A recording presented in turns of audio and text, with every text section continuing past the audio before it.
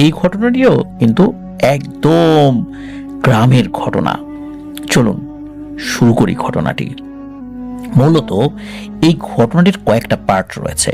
প্রথম অংশটা বলি, তাহলে পরের যেই অংশগুলো রয়েছে সেগুলো আপনারা বুঝতে খুব একটা অসুবিধা হবে না। তো যেই ঘটনাটি প্রথম দিকে বলবো, সেই ঘটনাটি এই জাবেদ ইকবাল ভাইয়ের একজন প্রতিবেশী কাকার সাথে ঘটেছিল। তার নাম হচ্ছে ইয়ার আলী মণ্ডল। তো এই ঘটনাটি ওনার সাথে অনেক আগে থেকেই ঘটে আসছে, এখনো মাঝে মাঝে ঘটে। তো এই ইয়ার আলী কাকাতের বাড়ি এই জাবেদ ইকবাল ভাইয়ের বাড়ি থেকে 3-4 বাড়ি পর একটা মাঠের পাশে। তার বাড়ির পেছনে ঘন জঙ্গল, তারপরে মাঠ রয়েছে। এই মাঠের নাম হচ্ছে শোলবিল। যারা ওই এলাকায় আছেন তারা চিনবেন। তো এই মাঠকে কেন্দ্র করে উনি কিন্তু এর আগেও ঘটনা পাঠিয়েছেন, সেগুলো আমরা প্রচারও করেছি। আর বাড়ির পেছনে মাঠের প্রায় পাশে জঙ্গলের ভেতরে তাদের একটি ওয়াশরুম নির্মাণ করা হয়েছিল। ঘটনার শুরু আনুমানিক 1992 সালের দিকে। এক রাতে এই ইয়ার আলী কাকার ওয়াশরুমে যাওয়ার প্রয়োজন হয়। তো জ্যোৎস্না রাত থাকায় কাকা আলো ছাড়াই ঘরের বাইরে বের হয়েছিলেন। কাকা ওয়াশরুম থেকে বের হয়ে হেঁটে চলছেন ওয়াশরুমের দিকে। চারিদিকে বড় বড় মেহগনি, করই, আম গাছ, নারকেল গাছ এগুলো রয়েছে। তো আরো কিছু গাছ রয়েছে যেগুলো ছোট ছোট। তো এগুলোর মধ্য দিয়ে উনি হেঁটে যাচ্ছেন। ছোট একটা গলির মতো রাস্তা হয়েছে আর কি। এই রাস্তায় কিন্তু গাছের পাতা, তারপরে শুকনো ডাল এগুলো পড়েছিল। তো উনি নিচের দিকে ভালোভাবে তাকিয়ে হেঁটে যাচ্ছিলেন আর কি। তো অনেক সময় দেখা যেত যে রাতের বেলা হাঁটার সময় সাপ টাপ কিন্তু রাস্তায় পড়ে যেত। এজন্যই উনি মূলত ওই চাঁদের আলোতেই নিচ দিকে তাকিয়ে হেঁটে যাচ্ছিলেন। গাছের কারণে অবশ্য ওই জায়গাগুলোতে চাঁদের আলো রাতের বেলা খুব একটা পৌঁছাচ্ছিল না। তারপরও জ্যোৎস্নার যে আলো এটা যথেষ্ট ছিল, যতটুকু পড়ছিল তাতেও উনি খুব ভালোভাবেই হেঁটে যেতে পারছিলেন। তো ওনার ঘর থেকে এই ওয়াশরুমের দূরত্ব আনুমানিক প্রায় 60-70 মিটার হবে। তো যাই হোক, তো উনি কোনো সমস্যা ছাড়াই ওয়াশরুমে যান। তো ওয়াশরুমে উনি ঢোকার ঠিক পরপরই হঠাৎ করে উনি ভয়ে কেঁপে ওঠেন। কারণ উনি শুনতে পান ওয়াশরুমের বাইরে গাছের উপর ধপাস করে কি যেন একটা পড়েছে। তো উনি মনে করলেন যে কোনো বড় ধরনের পাখি, ওই সময় ওইদিকে শকুন আসতো আর কি, শকুনের আনাগোনা ছিল। উনি চিন্তা করছেন এরকম শকুন জাতীয় কোনো পাখি হয়তো বা গাছের উপর বসেছে। এর কিছুক্ষণ পর উনি মনে করলেন, আচ্ছা পাখি তো গাছের উপর যখন বসে, বসার পর তো এইভাবে তো বারবার শব্দ করে না। বসার পরে তো একটা শব্দ হয়, কিন্তু বারবার একই শব্দ তো করার কথা না। মনে হচ্ছে একের পর এক পাখিগুলো এসে গাছের উপর বসছে, এরকম ধপাস ধপাস করে এরকম শব্দ হচ্ছে। এর একটু পরে উনি গোংরানোর আওয়াজ শুনতে পান। অনেক সময় গরু ছাগল জবাই করার পর এক ধরনের আওয়াজ আসে না, ভয়ঙ্কর একটা গোংরানোর আওয়াজ, ওই রকমের আওয়াজ উনি শুনতে পান। এইবার কাকার মনে ভয় লাগতে শুরু করে। কারণ এই মাঠ নিয়ে কিন্তু কাকার দাদা এবং প্রতিবেশীদের কাছ থেকে অনেক ঘটনাই উনি শুনেছেন। তো কাকা এবার ভয়ে ওয়াশরুম থেকে বের হওয়ার জন্য দরজার কাছে আসেন, মানে ওই ওয়াশরুমের দরজার কাছে আসেন। ওই ওয়াশরুমের দরজাটা ছিল আবার পাটখড়ি দিয়ে তৈরি। তিনি যখনই দরজাটা খুললেন তখন ওই পাটখড়ির দরজাটা খোলার পর এক ধরনের ক্যাচ ক্যাচ আওয়াজ হয়, কিন্তু ওই ক্যাচ ক্যাচ আওয়াজেই উনি নিজেও খুব ভয় পেয়েছিলেন। মানে এতটা ভয় ওনার মনের মধ্যে কাজ করছিল। তিনি বুঝতে পারলেন যে তার মনের ভিতরে এখন শুধু ভয়ই কাজ করছে। এখন নিজের পায়ের শব্দ বা নিজের ছায়া দেখলে উনি ভয় পাবেন। তো উনি কি করেছেন, ওয়াশরুম থেকে বের হয়ে মনে মনে দোয়া দরুদ যেটা জানেন এটা পড়তে পড়তে দৌড় দিবেন, এরকম একটা প্রস্তুতি নিচ্ছেন। হঠাৎ করে উনি একটা বিশাল বড় ছায়া দেখতে পান। এটা কোনো গাছের ছায়া ছিল না, এটা উনি খুব ভালো করেই বুঝতে পেরেছিলেন। উনি ওই জ্যোৎস্নার আলোতেই স্পষ্ট বুঝতে পান খুব বিরাট আকৃতির কোনো একটা মানুষ যদি উপরের দিকে দাঁড়িয়ে থাকে, গাছের উপর বা এই টাইপের কোনো কিছু, এরকম একটা বড় ছায়া দূরে দেখা যাচ্ছে। তো উনি কি করেছেন, উনি এই ছায়া দেখে ওই গাছের উপরের দিকে তাকিয়েছেন। তখন উনি দেখেন বিশাল এক দানব ওই জায়গায় অবস্থিত দুটো নারকেল গাছের উপরে 2 পা দিয়ে দাঁড়িয়ে আছে। আর এই দানবটার চুল বট গাছের শেকড়ের মতো নিচের দিকে ঝুলে আছে। উনি তো এটা দেখে প্রচন্ড জোরে এক চিৎকার দিয়ে বাড়ির দিকে দিয়েছেন দৌড়। বাড়িতে গিয়ে তো উনি অজ্ঞান হয়ে পড়ে গেছেন। বাড়ির অন্য সদস্যরা তারা তাড়াতাড়ি বের হয়ে এসেছেন, এই চিৎকারে তাদের ঘুম ভেঙে গেছে। রাত্রেবেলা ওনার জ্ঞান ফেরে নাই, সকালবেলা ওনার জ্ঞান ফেরে। জ্ঞান ফেরার পর উনি যা যা দেখেছিলেন সবকিছু বাড়ির সকলকে খুলে বলেন। তো এরপর কিন্তু উনি অসুস্থ হন নাই, মানে জ্বর এসেছে বা খুব জটিল ধরনের কোনো সমস্যা উনি শারীরিকভাবে ফেস করছেন, বিষয়টা এরকম না। উনি সারাদিন একদম স্বাভাবিকভাবেই কাজকর্ম করেছিলেন, উনি যে কাজগুলো করতেন। সন্ধ্যার দিকে উনি বাড়িতে ফেরত আসেন কাজ শেষ করে। তো বাড়ির সকলে খেয়াল করেন সন্ধ্যার পর ওই কাকা বাড়িতে ফেরত আসার পরপরই সবার সাথে খারাপ ব্যবহার শুরু করেছে। সবাইকে গালিগালাজ করছে, সবাইকে মারার চেষ্টা করছে। তো অনেক প্রতিবেশী সেখানে আসে, প্রতিবেশীদেরকে উনি গালিগালাজ করছেন এবং বলেন যে এক্ষুনি বাড়ি থেকে বের হ। এভাবে গালিগালাজ করে তাদেরকে বাড়ি থেকে চলে যেতে বলেন। তো ইয়ার আলী কাকার এই অবস্থা দেখে ওই প্রতিবেশী এবং নিজের বাড়ির লোকরা তো বুঝতে পেরেছিলেন যে কোনো একটা সমস্যা হয়েছে। তখন সকলে মিলে অনেক কষ্ট করে ওনাকে দড়ি দিয়ে বেঁধে রাখেন। কাকা তো চিৎকার চেঁচামেচি করছে, গালিগালাজ করছে, এই আমাকে ছাড় ছাড়। তো একটা সময় চিল্লাতে চিল্লাতে উনি ঘুমিয়েও যান।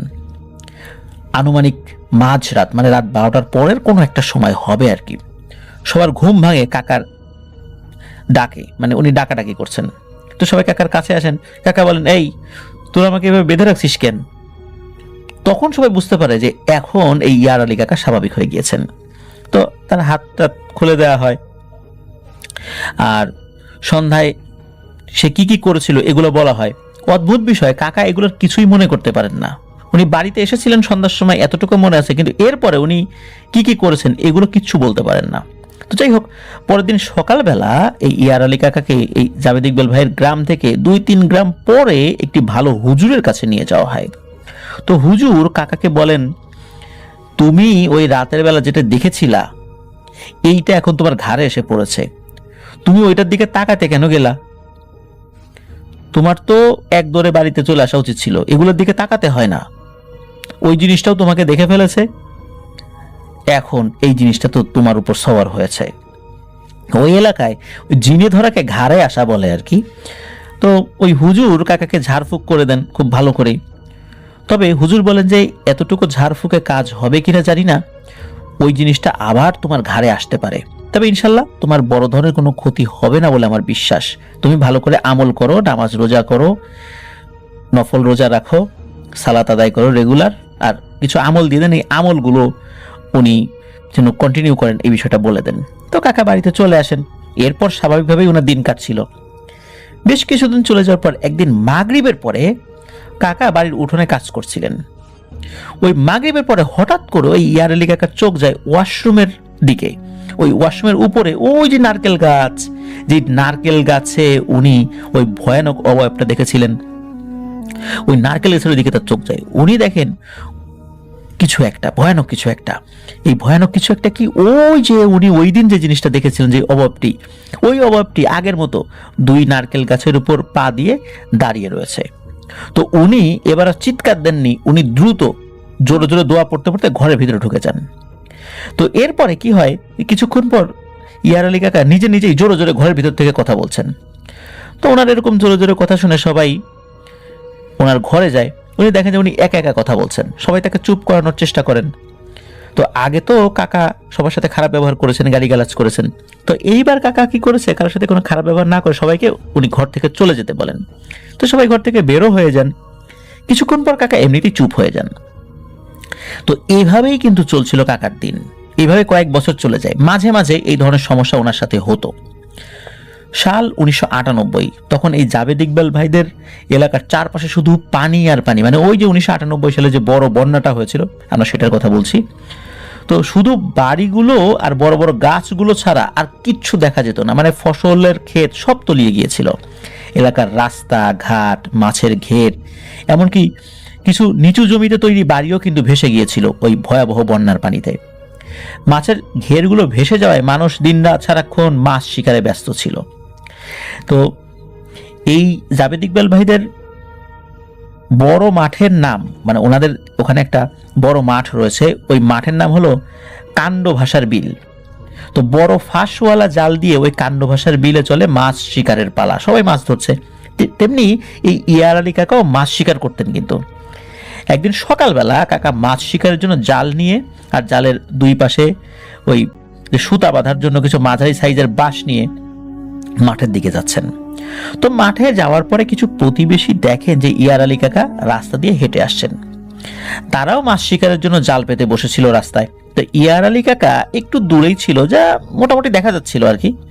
তো হঠাৎ প্রতিবেশীরা দেখলো ইয়ার আলী কাকা রাস্তার নিচে পানির ভেতরে নামছে। তো সবাই ভাবে যে ইয়ার আলী ওইখানে জাল পাতবে, ওই জন্যই নিচে নামছে। এই জন্য তারাও ওই ইয়ার আলী কাকার দিক থেকে চোখ সরিয়ে নিজেদের কাজ করছিল। এরই মধ্যে প্রতিবেশীদের একজন ইয়ার আলী কাকার দিকে তাকান এবং উনি প্রচন্ড জোরে একটা চিৎকার দিয়ে ওঠেন, এই দেখ দেখ দেখ ইয়ার আলী কি করে। তো তার চিৎকারে সবাই ইয়ার আলী কাকার দিকে তাকিয়েছেন, দেখেন যে এই ইয়ার আলী কাকা পানির উপর দিয়ে নির্দ্বিধায় হেঁটে চলছেন। দিন দুপুরে এই ঘটনা ঘটছে। আর উনি মাঠের একেবারে মাঝামাঝি স্থানের দিকে হেঁটে যাচ্ছেন। ওই সময় তো ওই মাঠটা পুরোটাই পানিতে তলানো ছিল আর কি। ওই মাঝামাঝি যেই জায়গাটা ওদিক দিয়ে মানে ওই দিকে হেঁটে যাচ্ছেন আর কি। তো এই দৃশ্য দেখে প্রতিবেশীরা যারা ছিলেন, ওখানে মুরব্বীরা ছিলেন যারা মাছ ধরছেন, ওরা তো বুঝতে পারেন যে এইবার ইয়ার আলীর সাথে মারাত্মক কিছু একটা ঘটতে যাচ্ছে, খুব ভয়ানক তার সাথে কিছু একটা হবে। আর তারা তো জানতেন যে এই ইয়ার আলী কাকার কিছু সমস্যা আছে, কিছু উপরি দোষ যেটা বলে এগুলো আছে।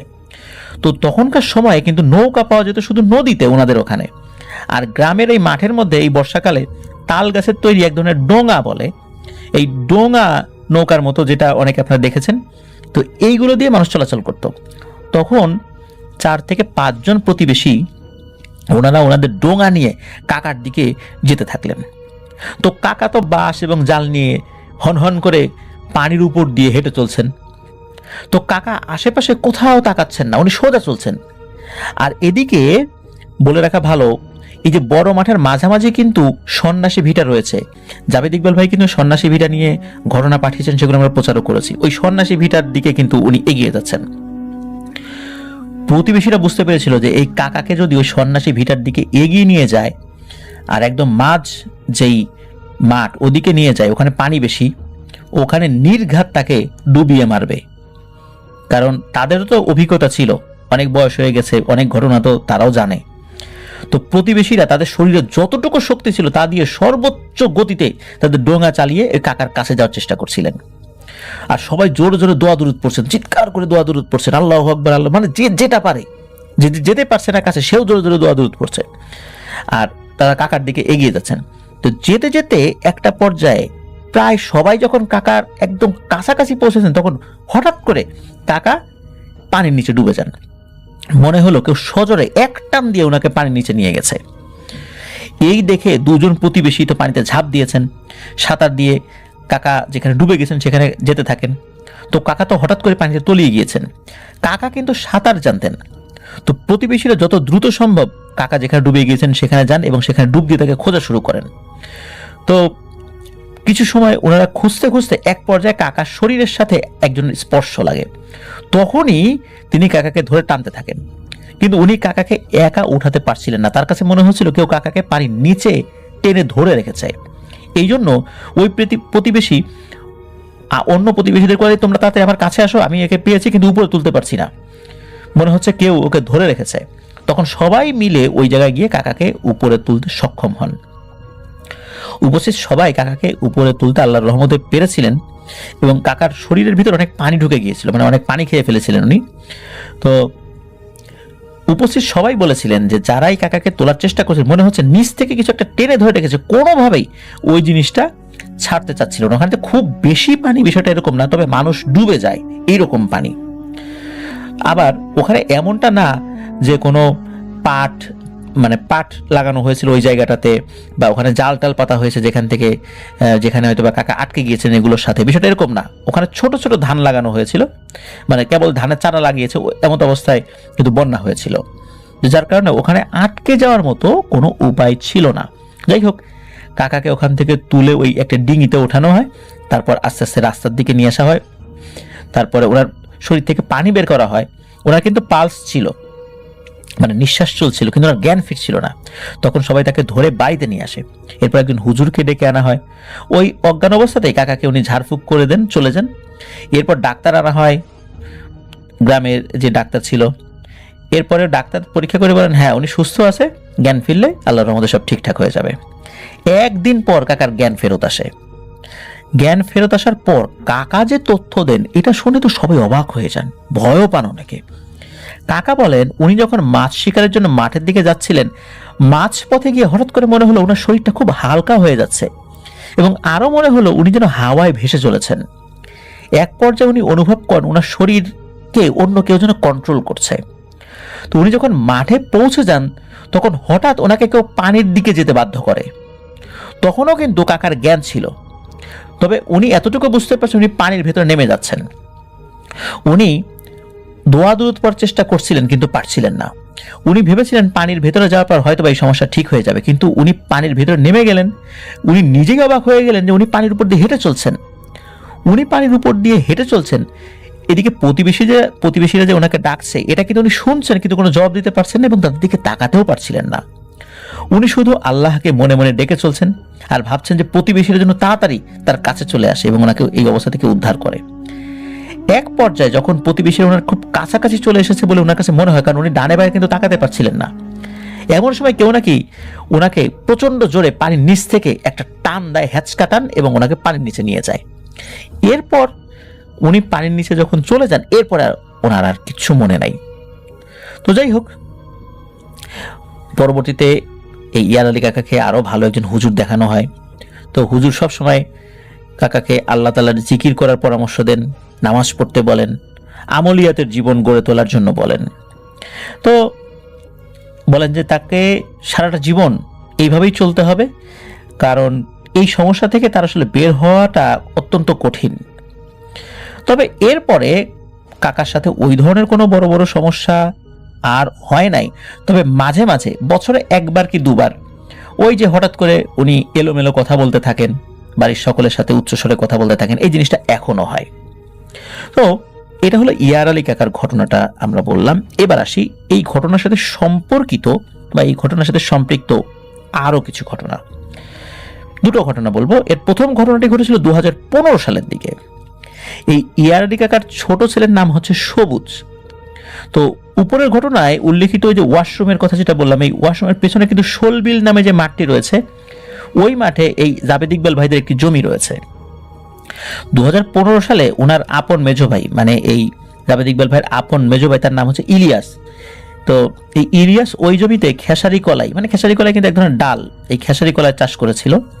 তো কলাই যখন পেকে যায় তখন শীতের শেষ, মানে হালকা শীত ছিল, তো ওনার ভাই সবুজকে বলে, মানে ওই যে ইয়ার আলী কাকা ছোট ছেলে সবুজ, তো এই ইলিয়াস সবুজকে বলে যে এখন তো জ্যোৎস্না রাত, চল দুজন মিলে কলাই তুলে জমিতে রেখে দিব, সকালে বাড়িতে নিয়ে আসবো। তো যে কথা সেই কাজ, তারা দুজনে মিলে রাতের খাবার শেষ করেছে। খাবার খেয়ে আনুমানিক রাত 9টার দিকে তারা জমিতে গিয়েছে। তো কলাই উঠানোর কাজে ব্যস্ত হয়ে পড়ে। তারা বিভিন্ন ধরনের গল্প করছে আর কলাই গাছ উঠাচ্ছে।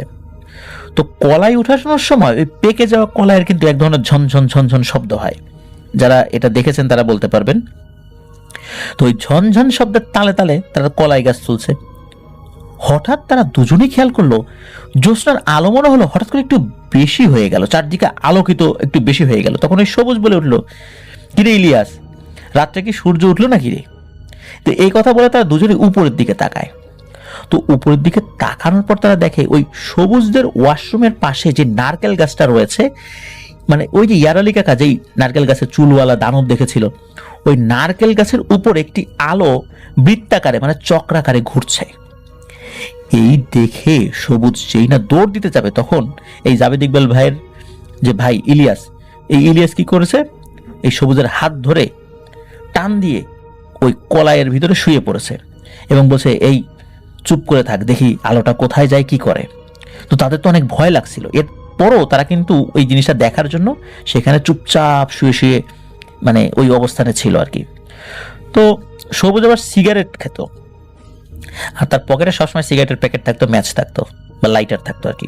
তো ওই অবস্থায় কি করেছে, সিগারেট একটা বের করে মানে লাইটারটা যেই না ধরাতে যাবে, এমন সময় এই ইলিয়াস ভাই এটা বাধা দেন, বলে যাই বেটা এমনিতেই আসি ভয়ে, কই আল্লাহ খোদার নাম নিবি আর তুই সিগারেট জ্বালাচ্ছিস। তখন সবুজ বলে আগুন কাছে থাকলে নাকি এই ধরনের কোনো বিষয় সাথে মানে কাছে আসতে পারে না।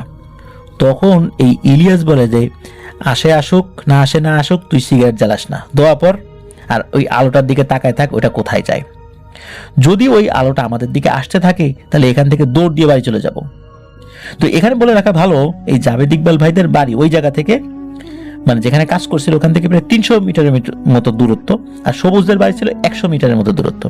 কিন্তু সমস্যা হলো ওই আলোটা তো সবুজদের বাগানের ওইখানে ছিল, এখানে তো ওইদিকে যাওয়ার কোনো প্রশ্নই আসে না। তো দেখতে দেখতে আনুমানিক প্রায় 5 থেকে 7 মিনিট ওই আলোটি নাকি ঘুরপাক খায়, এবং ঘুরপাক খেয়ে ওই মাঠের অপর পাশে একটা গ্রাম আছে সেনেট চর বলে, ওই দিকটাতে ভাসতে ভাসতে চলে যায়।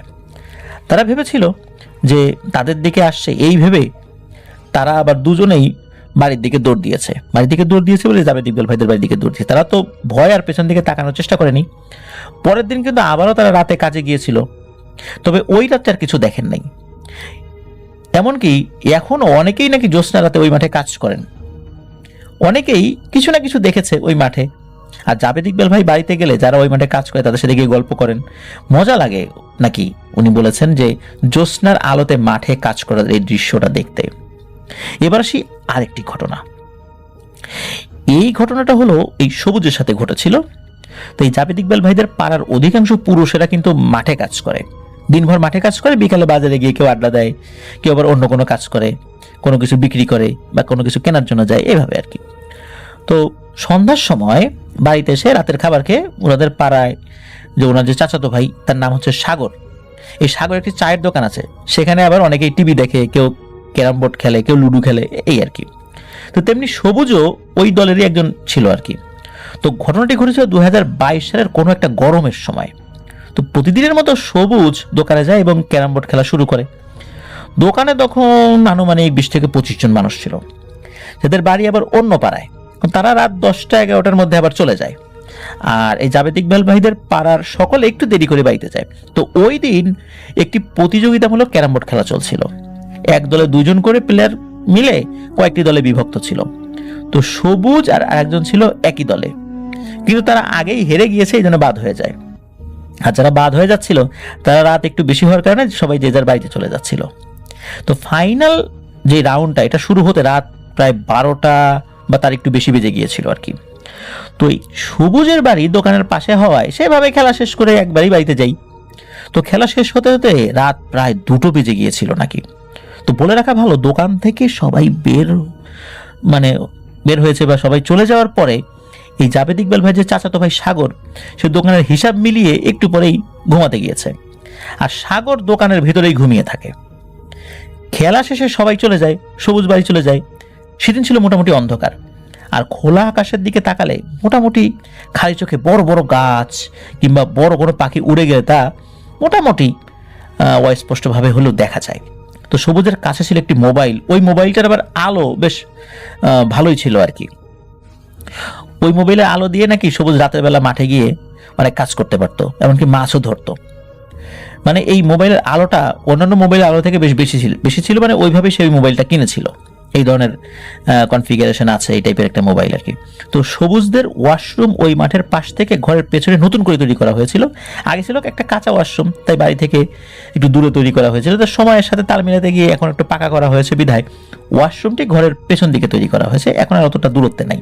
তো যাই হোক, সে বাড়ি গিয়ে তার ওয়াশরুমে যাওয়ার প্রয়োজন হয়েছিল বিধায় ঘরের পেছন দিকে যে ওয়াশরুমটা আছে সেদিকে সে গিয়েছে। তো ওয়াশরুমে যাওয়ার পর কোনো সমস্যা হয়নি। ওয়াশরুমে ঢোকার পর হঠাৎ করে বাগান দিয়ে কিছু একটা দৌড়াদৌড়ির শব্দ সে শুনতে পায়। সে জানতো যে বাগানের ভেতরে অবশ্যই শেয়াল বা বন বিড়াল দৌড়াচ্ছে, এই কারণে তার মনে কোনো ভয় লাগেনি, কারণ এই টাইপের শব্দ সে হর হামেশাই পায়। তো আর এই পুরানো ওয়াশরুমের পাশের যে নারকেল গাছগুলো ওখান থেকে বেশ কিছুটা দূরে ছিল, এই জন্য তার মনে এরকম ভয় নাই।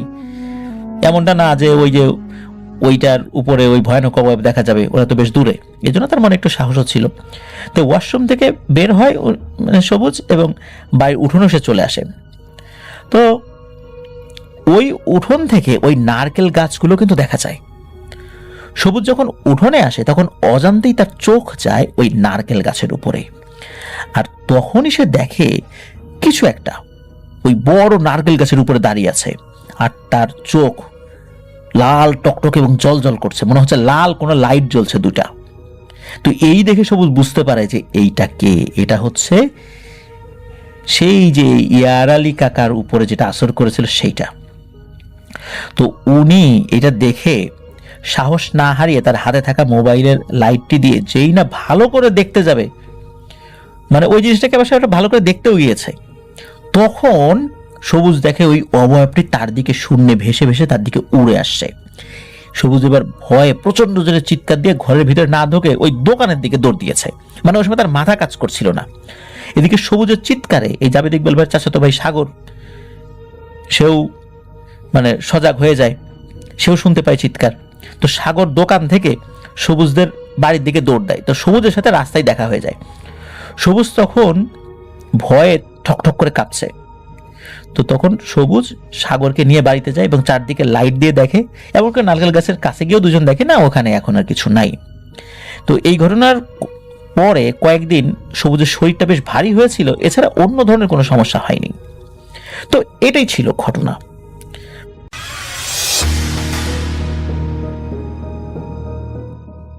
চলে যাচ্ছি এবং হয়ে যাচ্ছে আমি জাহিদ ভাই। বেজুজের জন্য আমি পর্দার ওপারে গিয়েছিলাম, আর একটা ভুল আমি করেছিলাম। যখন এহতেশামের স্ত্রী রূপে আমি তাকে দেখেছিলাম, আমি নিজেকে সামলাতে পারিনি। আর সেই ভুল ছিল কোনোভাবেই সেখানকার জিনগুলো যারা সেখানে আটকে আছে তারা যেন টের না পায় কোনো মানুষ এখানে আছে, কারণ মানুষের ক্ষতি করাটাই তাদের মূল লক্ষ্য। আর এতে তারা অনেক সুখ পায় যা মানুষ ভেবে চিন্তাও করতে পারবে না। আমি আসার সময় আমার পিছু পিছু বেশ কয়েকজন পর্দার ওপারে এপারে চলে এসেছিল, তা আমি জানতাম না এবং কখনোই জানতাম না। স্বাভাবিকভাবেই চলছিল সব কিছু। একসময় আমি দেখতে লাগলাম কেউ আমাকে ফলো করছে, মাথায় কাপড় দিয়ে ঢাকা একটা ছায়া। আয়েশা সিদ্দিকার ঘটনা শেয়ার করার সময় আমি বলেছিলাম যে আমি কয়েকদিন যাবৎ তাকে দেখছি। আয়েশাদের কাজ সেদিন করে আসার পর আমি বাসায় ঢুকে একটা চিঠি দেখতে পাই সেই আয়নায়, যে আয়নার দিকে আমি তাকিয়ে থাকি আমার মন যখন ভালো থাকে না। চিঠিটা হাতে নিয়ে এর ভাষা আমি বুঝতে পারিনি। পরদিন রাতে আমি চিঠিটা দেখাই আমির সাহেবকে। আমির সাহেব চিঠিটা পড়ার পর আমার দিকে তাকান। আসলে ততদিনেও আমির সাহেব জানতেন না আর জিজ্ঞেসও করেননি ওখানে কি হয়েছিল। তিনি আমাকে বলেন, ঝামেলা পাকিয়ে এসছ আর আমাদের বলনি। আমি জিজ্ঞাসা করলাম কি লেখা চিঠিতে। উনি আমাকে চিঠিটা ধরিয়ে দিয়ে বলেন, যারা নিয়ন্ত্রণ করে ওই এলাকা তারা ফরমান দিয়েছে তোমাকে। আমি বললাম কারা? উনি বললেন ওই এলাকাটা নিয়ন্ত্রণ করে যারা, তাদের কাজ হলো এখানে যাতে কেউ না আসে, কারণ যদি কেউ আসে তবে বদমাশ যারা আটকে আছে তারা যেন বের না হতে পারে সেই ইনসানের পিছু নিয়ে। চিঠিতে লেখা তোমার কারণে কয়েকজন পালিয়েছে সেখান থেকে, আর এছাড়া তুমি শব্দ করে নিয়ম ভেঙেছ, ওরা তোমার বিচার করবে হিসেব নিকেশ সমান করার জন্য। আমি ওনাকে জিজ্ঞেস করি, আপনি কি খোঁজ নিতে পারবেন কি হয়েছে? উনি আমাকে বলেন, না, সব কিছু জানা যায় না, জানতে হলে ঘুরতে হয়, আর এবার আমরা বুঝেছি যে কেন সে তোমার পিছু নিচ্ছে। আমি বললাম, তাহলে কি যারা পালিয়েছে তাদের কেউ আমার পেছনে ঘুরছে? তখন উনি আমাকে বলেন, না, তুমি বোঝো না, এটা সে যে তোমার সামনে আসার চেষ্টা করো সামনে আসছে না, তাই এভাবে আজ ফরমান দিল। ওনাকে বলি, তাহলে কি কথা বলবো? উনি বলেন, হ্যাঁ বলো। আমি ওনাকে বলি, তাহলে যেদিন দেখবো সেদিন বলেন আসতে সামনে। উনি বলেন হ্যাঁ, আর আমাকে বললেন যত দ্রুত পারো ঝামেলা শেষ করো, এত কিছু পিছনে লেগে থাকলে জীবনে চলতে সমস্যা হবে। আমি ওনার কথাটা সেদিন রাতে কয়েকবার ভেবেছিলাম, মনে করার চেষ্টা করছিলাম নৌকায় ওঠার সময় কি হয়েছিল, কিন্তু মনে পড়ছিল না সেদিন। আয়েশা সিদ্দিকার সমস্যার সমাধান হওয়ার আগেই আমার কাছে খোঁজ আসে একটা সমস্যা নিয়ে। আমার পরিচিত একজন তার বন্ধুকে নিয়ে এসেছিলেন আমার কাছে, তার নাম কাদের।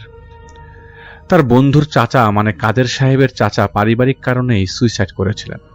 তার স্ত্রীর সাথে তার ছাড়াছাড়ি হয়ে যাওয়ায় হতাশায় তিনি আত্মহত্যা করেছিলেন 2000-এর দিকে।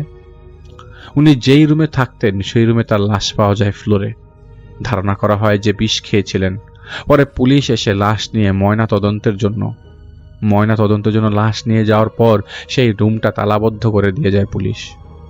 গ্রামের এলাকা ছিল, আর কাদের সাহেবের চাচা ছিলেন একজন ডোম, উনি নিজে লাশ আনা নেওয়ার কাজ করতেন, আর দরকার হলে পোস্টমর্টেম করতেন। কাদের সাহেবের চাচার নাম ছিল সুক্কুন আলী। তো যেদিন সকালে তার লাশ পাওয়া যায় সেদিন সন্ধ্যার পর থেকে সেই দরজা পেটানোর শব্দ হচ্ছিল, যা শুনে ভয়ে সে বাড়ির লোকজন রাতেই ঘুমাতে পারেনি। দরজার কারাগুলো মনে হচ্ছিল ঝনঝন করেছে সারা রাত। একটু পর কড়া নাড়ছিল, ধূপ ধূপ শব্দ। ভোরের পর শব্দটা থেমে যায়। তো সুক্কুন আলীর বড় ভাই আর আত্মীয়রা এমন অবস্থা দেখে সকালেই মসজিদের হুজুরা নিয়ে আসে। তাদের বাড়ি বন্ধ করে এবং ওই ঘরের সীমানাটা বাদ দিয়ে, আর পুলিশও তার লাশ নিয়ে আসে দাফনের জন্য। লাশ দাফন দেওয়া হয় একটু দূরে বাঁশঝাড়ে, কারণ আত্মহত্যার লাশ গ্রামে তখন দূরে বা লোকজন যায় না এমন জায়গায় দাফন করা হতো। তো সুক্কুন আলীর লাশ দাফনের আগে তার বড় ভাই মানে কাদের সাহেবের বাবা দেখেছিলেন যে তার ভাইয়ের মুখে একটা হাসিটা এমন যে লোকটা এখনো জীবিত, শয়তানি হাসি। এদিকে পুলিশ তাড়া দিচ্ছিল তাড়াতাড়ি দাফনের জন্য। সেই লাশ দাফন দিতে সেখানে ছিলেন হাসুন ব্যাপারী, যিনি ছিলেন সুক্কুন আলীর বন্ধু, আর তিনি ওনার সাথে টুকটাক কাজ করতেন। তিনি সারা রাত লাশের সাথে। ওনারা ইশারা ইঙ্গিতে বুঝাচ্ছিলেন লাশের সাথে সমস্যা আছে, তাই দেরি করা যাবে না। ওনাকে দাফন দিয়ে দেওয়া হয়, আর ততক্ষণে হাসুন ব্যাপারী শুনে ফেলেন যে সুক্কুন আলীর ঘরে দরজা সারা রাত পেটানো হয়েছে। তো হাসুন ব্যাপারীর দাফনের পর কাদের সাহেবের বাবাকে একদিক দিয়ে নিয়ে যান। কাদের সাহেবের বাবা জিজ্ঞেস করেন হাসুন ব্যাপারীকে যে, বলো তো ভাই, আমার ভাইয়ের মুখে হাসি কেন? এমন হাসি তো জীবনেও দেখি নাই। তখন হাসুন ব্যাপারী বলে, তোমরা শুনো না কি হয়েছে? আর উনিও বলতে চাইছিলেন না। সেই রাতেই এলাকা ছেড়ে স্ত্রী সন্তান নিয়ে চলে যায় হাসুন ব্যাপারী তার স্ত্রীর বাড়িতে, কারণ হাসুন ব্যাপারী জানতো সবকিছু যা কেউ জানতো না তখন পর্যন্ত। রাতে টিপটিপ বৃষ্টি পড়ছিল, সবাই আগে আগে ঘুমাতে চলে যায়, আর সাথে সাথে গায়ে কাটা দেওয়ার মতো থমথম একটা পরিবেশ ছিল কাদের সাহেবদের বাড়ির ভেতর। রাতে কাদের সাহেবের বাবা একটা শব্দ শুনে ঘুম থেকে উঠে যায়। শব্দটা ছিল তাদের বাড়ির সামনের রাস্তায় কেউ চিৎকার করতে করতে এসে পুনরায় আবার চিৎকার করতে করতে দূরে চলে যাচ্ছে, যেখানে সুক্কুন আলীকে কবর দেওয়া হয়েছিল, এবং ওই দিকটায় চলে যাচ্ছে। আবার চিৎকার করতে করতে তাদের বাড়ির রাস্তার সামনে চলে আসছে। চিৎকারটা এভাবেই হচ্ছিল দেখে তারা তাদের ঘরের পেছনের দরজা দিয়ে কয়েকজনকে ডেকে বের হন হারিকেন নিয়ে।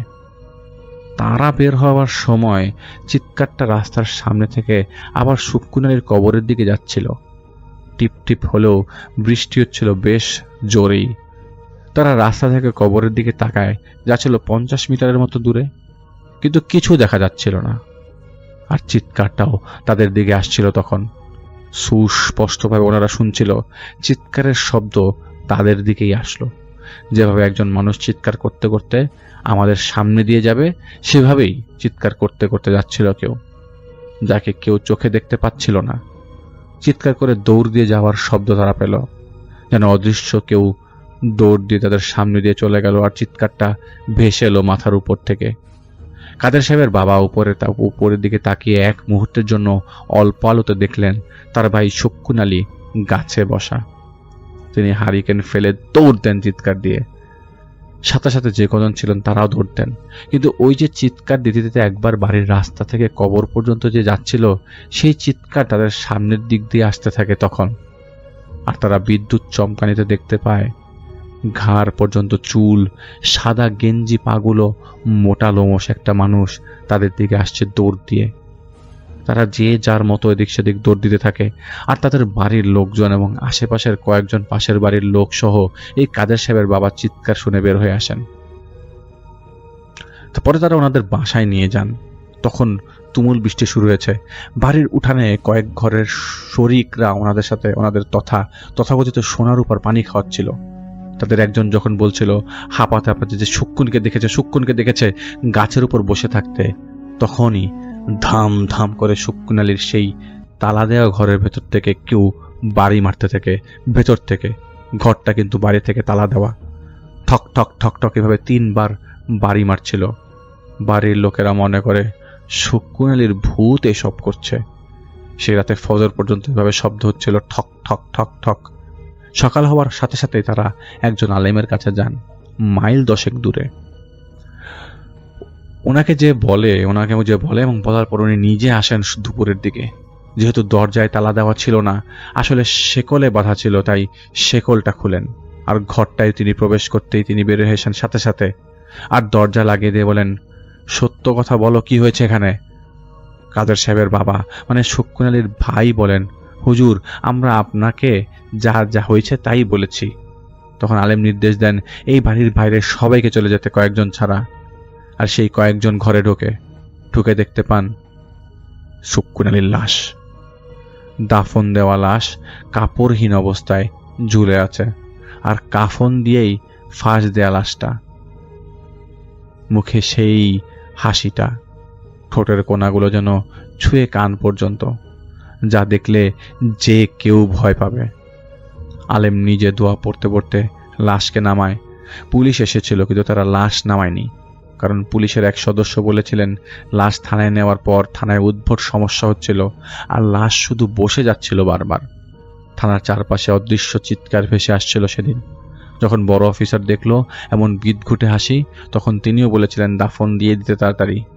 এর মধ্যে কেউ শকুন আলীর কবর দেখতে গিয়েছিল, যে লাশ এলো কিভাবে, কিন্তু সে যে দেখে মাটি সরানোর আলামত নাই, কিন্তু উপরে বাঁশঝাড় থেকে একটা হাসির শব্দ আসে, যা শুনে সে এখান থেকে দৌড় দিয়ে চলে আসে।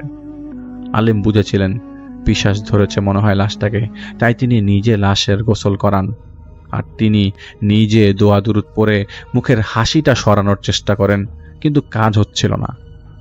দাফন দিতে দিতে সন্ধ্যা হয়ে যায়, আর সাথে গুড়ি গুড়ি বৃষ্টিও শুরু হয়। সেদিন এই আলেম আর যেতে পারেননি তার বাড়িতে, তাই কাদের সাহেবের বাবা তার থাকার ব্যবস্থা করেন। এশার নামাজের পর এবার সেই বাড়িতে সবার ঘরের দরজায় ঠক ঠক ঠক ঠক ঠক ঠক শব্দ হতে লাগে। একবার এক ঘরে তো পরের বার আরেক ঘরের দরজায়। সেই আলেম ঘরের দরজায় শব্দ হবার পর তিনি দরজা খোলেন। তিনি বুঝতে পারেন যে কেউ দৌড় দিয়ে সরে গিয়েছিল দরজায় টোকা দিয়েই। তিনি দরজা বন্ধ করে হারিকেনটা ঠিক করতে যাবেন, তিনি তখন দেখতে পান শকুন মিয়া বসে আছে ঘরের এক কোনায়, সারা শরীর ভেজা, মুখে সেই শয়তানি হাসি, আর জিভটা দাঁতের মাঝে চাপা। আলেম ভয় পাওয়ার মতো লোক ছিলেন না। তিনি জিজ্ঞেস করে, এখানে জ্বালাচ্ছিস কেন সবাইকে, আর এই মুর্দার পেছনে পড়েছিস কেন? তার দিকে তাকিয়ে শকুনের রূপ নেয়া শয়তান হাত দিয়ে একটা তালি দেয়, আর তখনই হারিকেনটা নিভে যায়। আলেম বুঝতে পারেন তার ঘর থেকে বেরিয়ে গেছে সেই বদমাশ। কিন্তু তখনই যেই ঘরে শকুন আলী থাকতেন, সেই ঘরের দরজার সামনে কড়া নাড়ার শব্দ হতে থাকে, আর দূরে যে বাঁশঝাড়ের কাছে ওনাকে দাফন দেওয়া হয়েছিল, সেখানের বাঁশঝাড় থেকে এত রাতে এত দূর থেকেও কটমট করে বাঁশ ফাটার শব্দ আসছিল। সবাই দৌড় দিয়ে আসে আলেমের কাছে। কি করবে এখন তা জানার জন্য।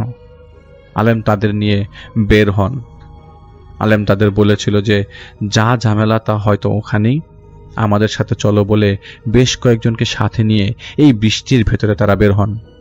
তারা সেদিকেই এগোচ্ছিলেন, আর বাঁশ ফাটার শব্দ এমন শব্দ হচ্ছিল যা না শুনলে কেউ বুঝবে না কেমন লাগে। কবরের কাছে যেতেই সবাই দৌড় দিয়ে পালিয়ে যায়, কেবল আলেম সাহেব ছাড়া। তারা বাড়িতে এসে শোরগোল লাগায় যে শকুন বসে আছে কবরের উপরে। পরে তাদের খেয়াল হয় আলেম তো সেখানে। তারা সেখানে আবারও যায়, যে দেখতে পান আলেম সাহেব ভালো আছেন, আর তিনি একটা সীমারেখা আঁকছিলেন বাঁশের কঞ্চি দিয়ে সেই কবরের আর বাঁশঝাড়কে কেন্দ্র করে। এর মানে যা খারাপ ছিল সেটাকে তিনি একটা সীমারেখা দিয়ে আটকে দিয়েছিলেন। কাদের সাহেবের বাবা আর আত্মীয়রা সেখানে গেলে তিনি আগে তাদের বকাঝকা করেন অনেক। এরপর তিনি সেখানে থেকে বাসায় আসেন, এসে বলেন শকুনের সাথে এমন কারোর পরিচয় আছে যে ওর সাথে চলাফেরা করত। তখন হাসুন ব্যাপারী কথা বলা হলে আলেম বলেন যে আমার তো মনে হয় সে এখানে নাই, তার কাছে আমাকে নিয়ে চলো সকালে হাসুনের বাড়িতে যেয়ে কাদের সাহেবের বাবা জানতে পারেন যে হাসুন ব্যাপারীর শ্বশুর বাড়ি চলে গেছে। কাদের সাহেবরা মনে করেন তাহলে হাসুন হয়তো কিছু করেছে যার জন্য এমন হচ্ছে, কিন্তু আলেম সাহেব তাদের বলেন বেশি না বুঝে আমাকে আগে ওর কাছে নিয়ে যাও, ওর জানের বিপদ আছে, কারণ ওই জানে কি করেছে শকুন আলী, আর ওর কাছ থেকেই জানা যাবে ঘটনা কি। হাসুন ব্যাপারীর শ্বশুরবাড়ি যাওয়ার পর জানা যায় তিনি মসজিদে রাতে থাকেন, দিনে বাসায়, রাতে মসজিদে। হাসুন ব্যাপারীকে পরে আলেম সাহেব জিজ্ঞেস করেন, আপনি কেন মসজিদে রাতে থাকেন?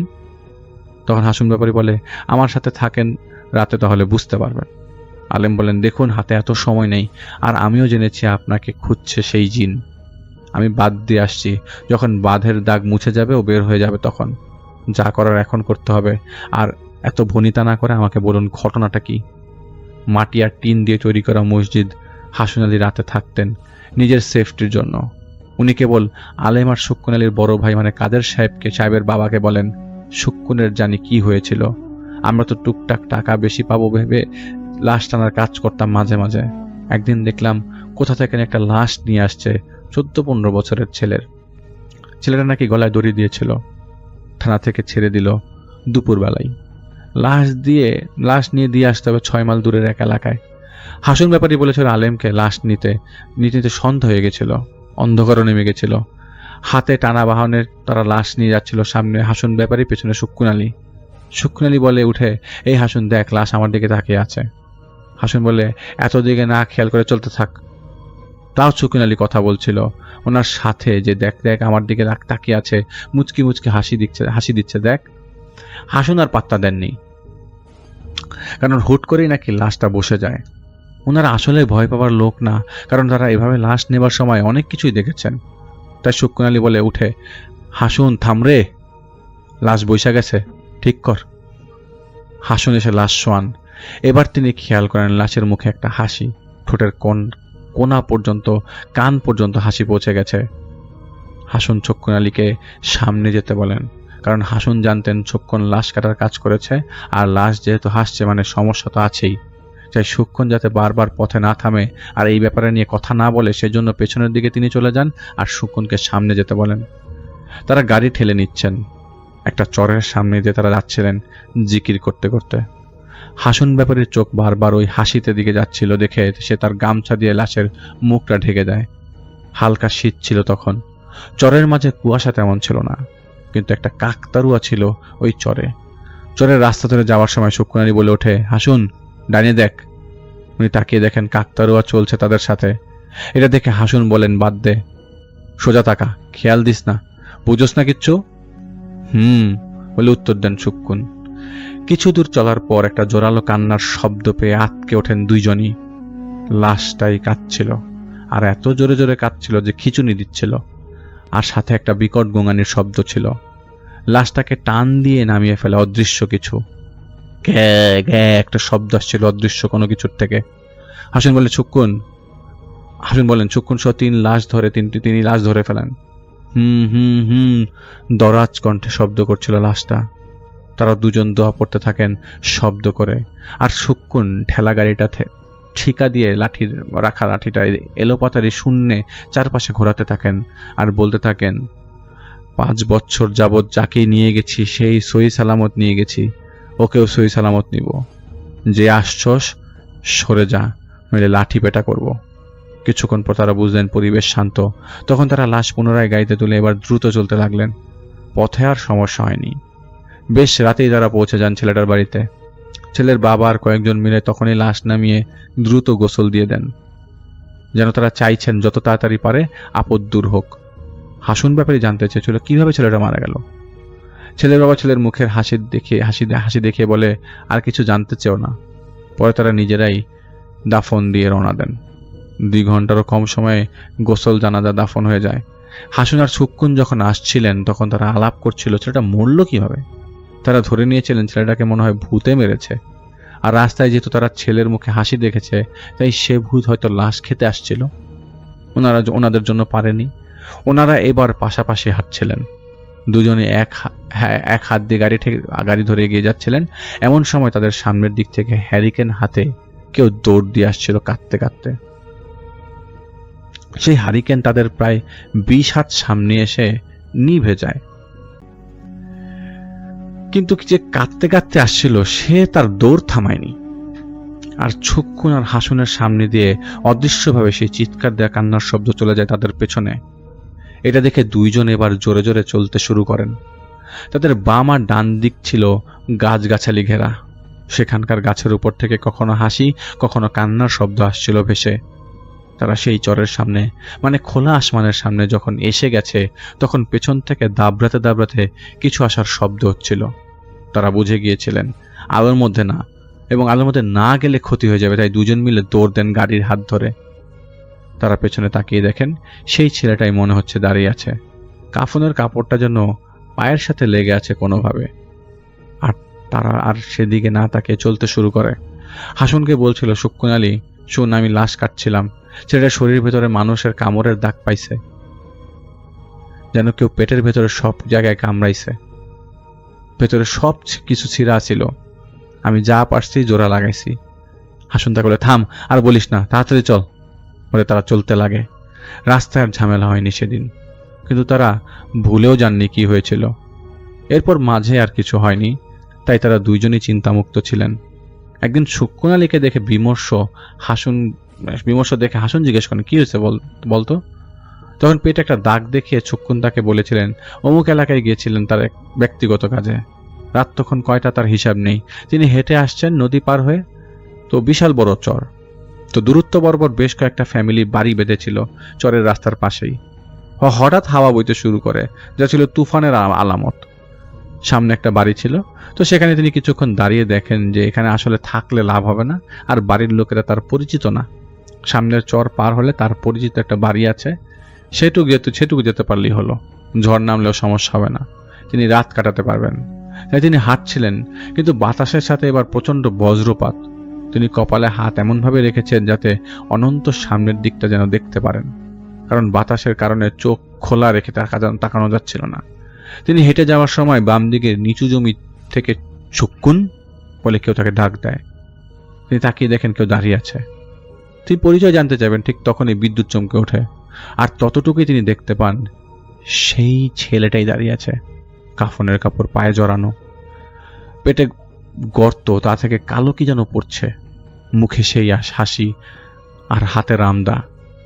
তিনি কোনো কিছু না ভেবে ওই জায়গা থেকে দৌড় দেন, আর তার পেছনে আসছিল দাবড়াতে দাবড়াতে কেউ। সামনে তার পরিচিত লোকের বাড়ি। তিনি তার নাম ধরে ডাকতে ডাকতে ঢুকে যান সেই বাড়িতে। সেই বাড়িতে কয়েকটা ঘর ছিল, এর মধ্যে একটা ঘরের দরজা খোলার শব্দ তিনি পান। তিনি সেই লোকের নাম নিয়ে তাকে একটু বের হতে বলেন। দরজাটা ভেরানো ছিল, আর উনি তো হাঁপাচ্ছিলেন। অনেকক্ষণ ধরে কোনো সাড়া শব্দ না পায় তিনি আবারও ডাক দেন যে এই বাসায় তিনি এসছেন। উত্তর আসে, কে ডাকে? তো সুক্কুনি তার পরিচয় দেয়।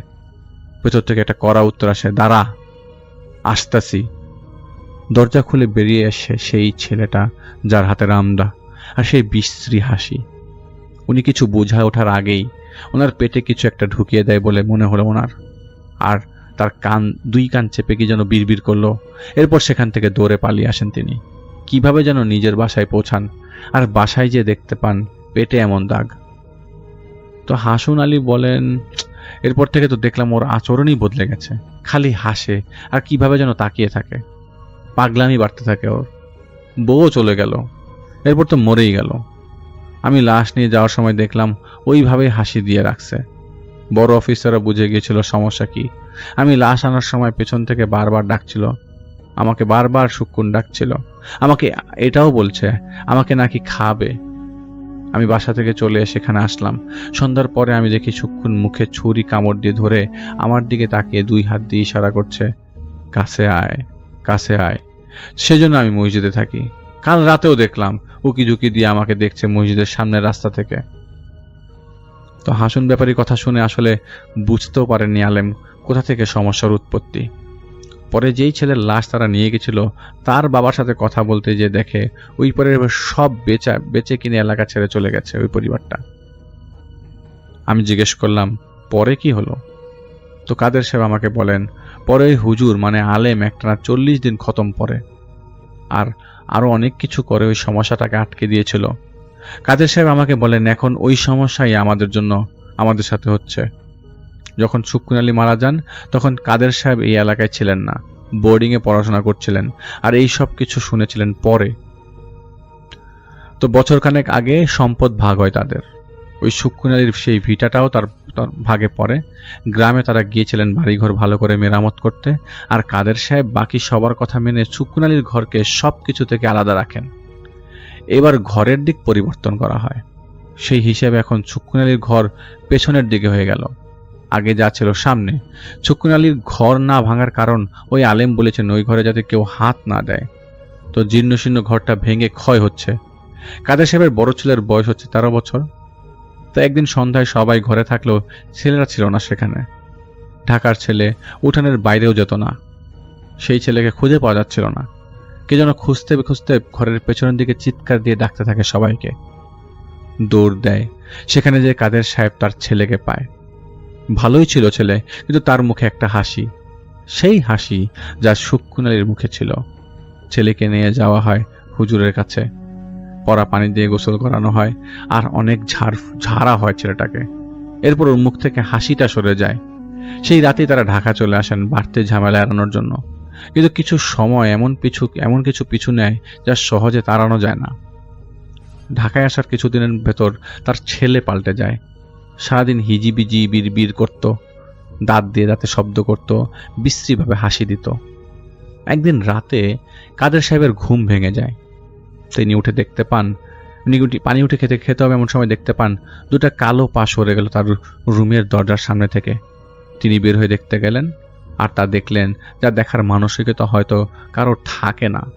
তিনি বের হয়ে দেখতে গেলেন আর দেখেন যে তার ছেলেকে কেউ জাপটে ধরে রয়েছে এক হাত দিয়ে, অন্য হাত দিয়ে দড়ি টানানোর চেষ্টা করছে, হয়তো ফাঁস দেয়াবে। ঘটনা কি, তিনি দৌড় দিয়ে ছুটে যান সেখানে। ততক্ষণে সেই এন্টিটি তার ছেলেকে ফেলে দিয়ে দুমদুম করে লাফাচ্ছিল। তার চিৎকারে সবাই চলে আসে সেদিন রাতে। পরদিন সকালে হুজুর আনা হয়, ফ্ল্যাট বন্ধ করা হয়। কাদের সাহেবরা সেই ফ্ল্যাটে সেদিন ছিলেন না, কিন্তু সেই ফ্ল্যাটের দরজা যেন সারা রাত করানার ছিল কিছু। পাশের ফ্ল্যাটের অবিশ্বাসী একজন লোক করানার শব্দে বিরক্ত হয়ে সেই ফ্ল্যাটের গেটের সামনে যে বকা দিচ্ছিলেন। ভদ্রলোক জানতো না কি হয়েছিল এখানে সারাদিন। সেই লোক গেটে করা নাড়েন, গেট খুলে যায়। ভদ্রলোক কাউকে দেখতে না পেয়ে আরো মেজাজ খারাপ করে বকতে শুরু করে। সেই সময় সেই লোকের পেছনে হি হি করে হাসির শব্দ আসে। তিনি তাকিয়ে দেখেন, কাউকে দেখেন নাই। তিনি গেটের দিকে ঘুরতে ঘুরতেই দেখতে পান একজন লোককে, যার গলা কাটা আর হাতে রামদা। উনি সেখান থেকে চিৎকার দিয়ে নিচে নেমে যান। লোকজন পরে ওনার কাছ থেকে সবকিছু শোনে, কাদের সাহেবও শোনে। তিনি আর তার পরিবারের কথা ভেবে আর যাননি সেখানে। আরেকজন হুজুর এসেছিলেন, কিন্তু সমাধান হয়নি দেখে তিনি আমার কাছে এসেছিলেন। তো আমি তাকে বলি, কাল ইনশাল্লাহ আপনাকে জানাবো যা যা জানতে পারি তা। আসলে ছোট ছোট আরো কিছু ঘটনা ঘটেছিল, যার জন্য আর সাহসে কোলায়নি কাদের সাহেবের সেই ফ্ল্যাটে যাওয়া। তো ওনার মালিকানাধীন ফ্ল্যাট পড়ে রয়েছে, তাই তিনি চেষ্টা করছিলেন একটা সমাধানের। আমি ওনার কথা শুনে বাসায় আসি। সেদিন বাসায় আমি একাই ছিলাম। আমি কিছু একটা তৈরি করছিলাম তখন খাওয়ার উদ্দেশ্যে। মেইন গেটে নক করার শব্দ হয়। আমি যে ডেকে বলি, কে? কিন্তু কোনো সাড়া নেই। আমি আমার কাজে ফিরে যাব এমন সময় আবার মেইন গেটে টোকা দেওয়ার শব্দ। আমি এবার হেঁটে যেয়ে মেইন গেট খুলি, কিন্তু কেউ ছিল না। আমি পাত্তা না দিয়ে চলে আসবো এমন সময় টের পাই যে দেয়ালের ওই পারে কেউ দাঁড়িয়ে আছে। আমি বুঝতে পারি দেয়ালের ওপারে কে দাঁড়িয়ে আছে, যে আমাকে ফলো করছিল কয়েক মাস যাবৎ। পর্দার ওপার থেকে সেই এন্টিটি। আমি বলি, ভেতরে আসতে পারেন দরকার হলে। এটা বলে চলে আসি আমি ঘরে। রান্নায় মন দিই। এমন সময় একটা নিস্তব্ধতা ছেয়ে যায় চারপাশে, তীব্র নিস্তব্ধতা। এমনকি ঘরের আলো নিভে যায়, আর আমি সার্কিট ব্রেকার ট্রিপ করার শব্দটা পর্যন্ত পেয়েছিলাম। আর আমি স্পষ্ট টের পাই সে আমার ঘরে প্রবেশ করছে। আর সেই সবার আগে দরাজ কণ্ঠে আমাকে বলে, তোমাকে হাজির হবার পরোয়ানা নিয়ে এসেছি, ফরমান নিয়ে এসেছি। আমি রান্নাঘরে দাঁড়িয়ে থেকে জিজ্ঞেস করি, কেন? সে আমার দিকে এগিয়ে এসে বলে, তামাশার মতো করে বলে, ইনসান সব সময় নাদান কোমল রূপ দেখায় উপরে, ভেতরে সাজিয়ে রাখে কটু রূপ। তুমি নিয়ম ভেঙেছ, তোমার জন্য ভারসাম্য হারিয়ে গিয়েছিল, আর তোমার জন্য এই সব কিছু বদমাশ ফারার হয়ে গেছে। বছরের পর বছর এভাবেই চলছিল সব, আর তোমার মতো একজন এসে সবকিছু বিগড়ে দিয়ে গেছে। স্বইচ্ছায় যেতে হবে। আমি তাকে ধাম করে মুখের উপর বলি, না। সে যে রেগে গিয়েছে তা আমি বুঝতে পারছিলাম, কিন্তু আমি গ্যাসের আগুনে যতটুকু দেখছিলাম ততটুকু আলোতেই রান্নায় মন দেওয়ার ভান করি।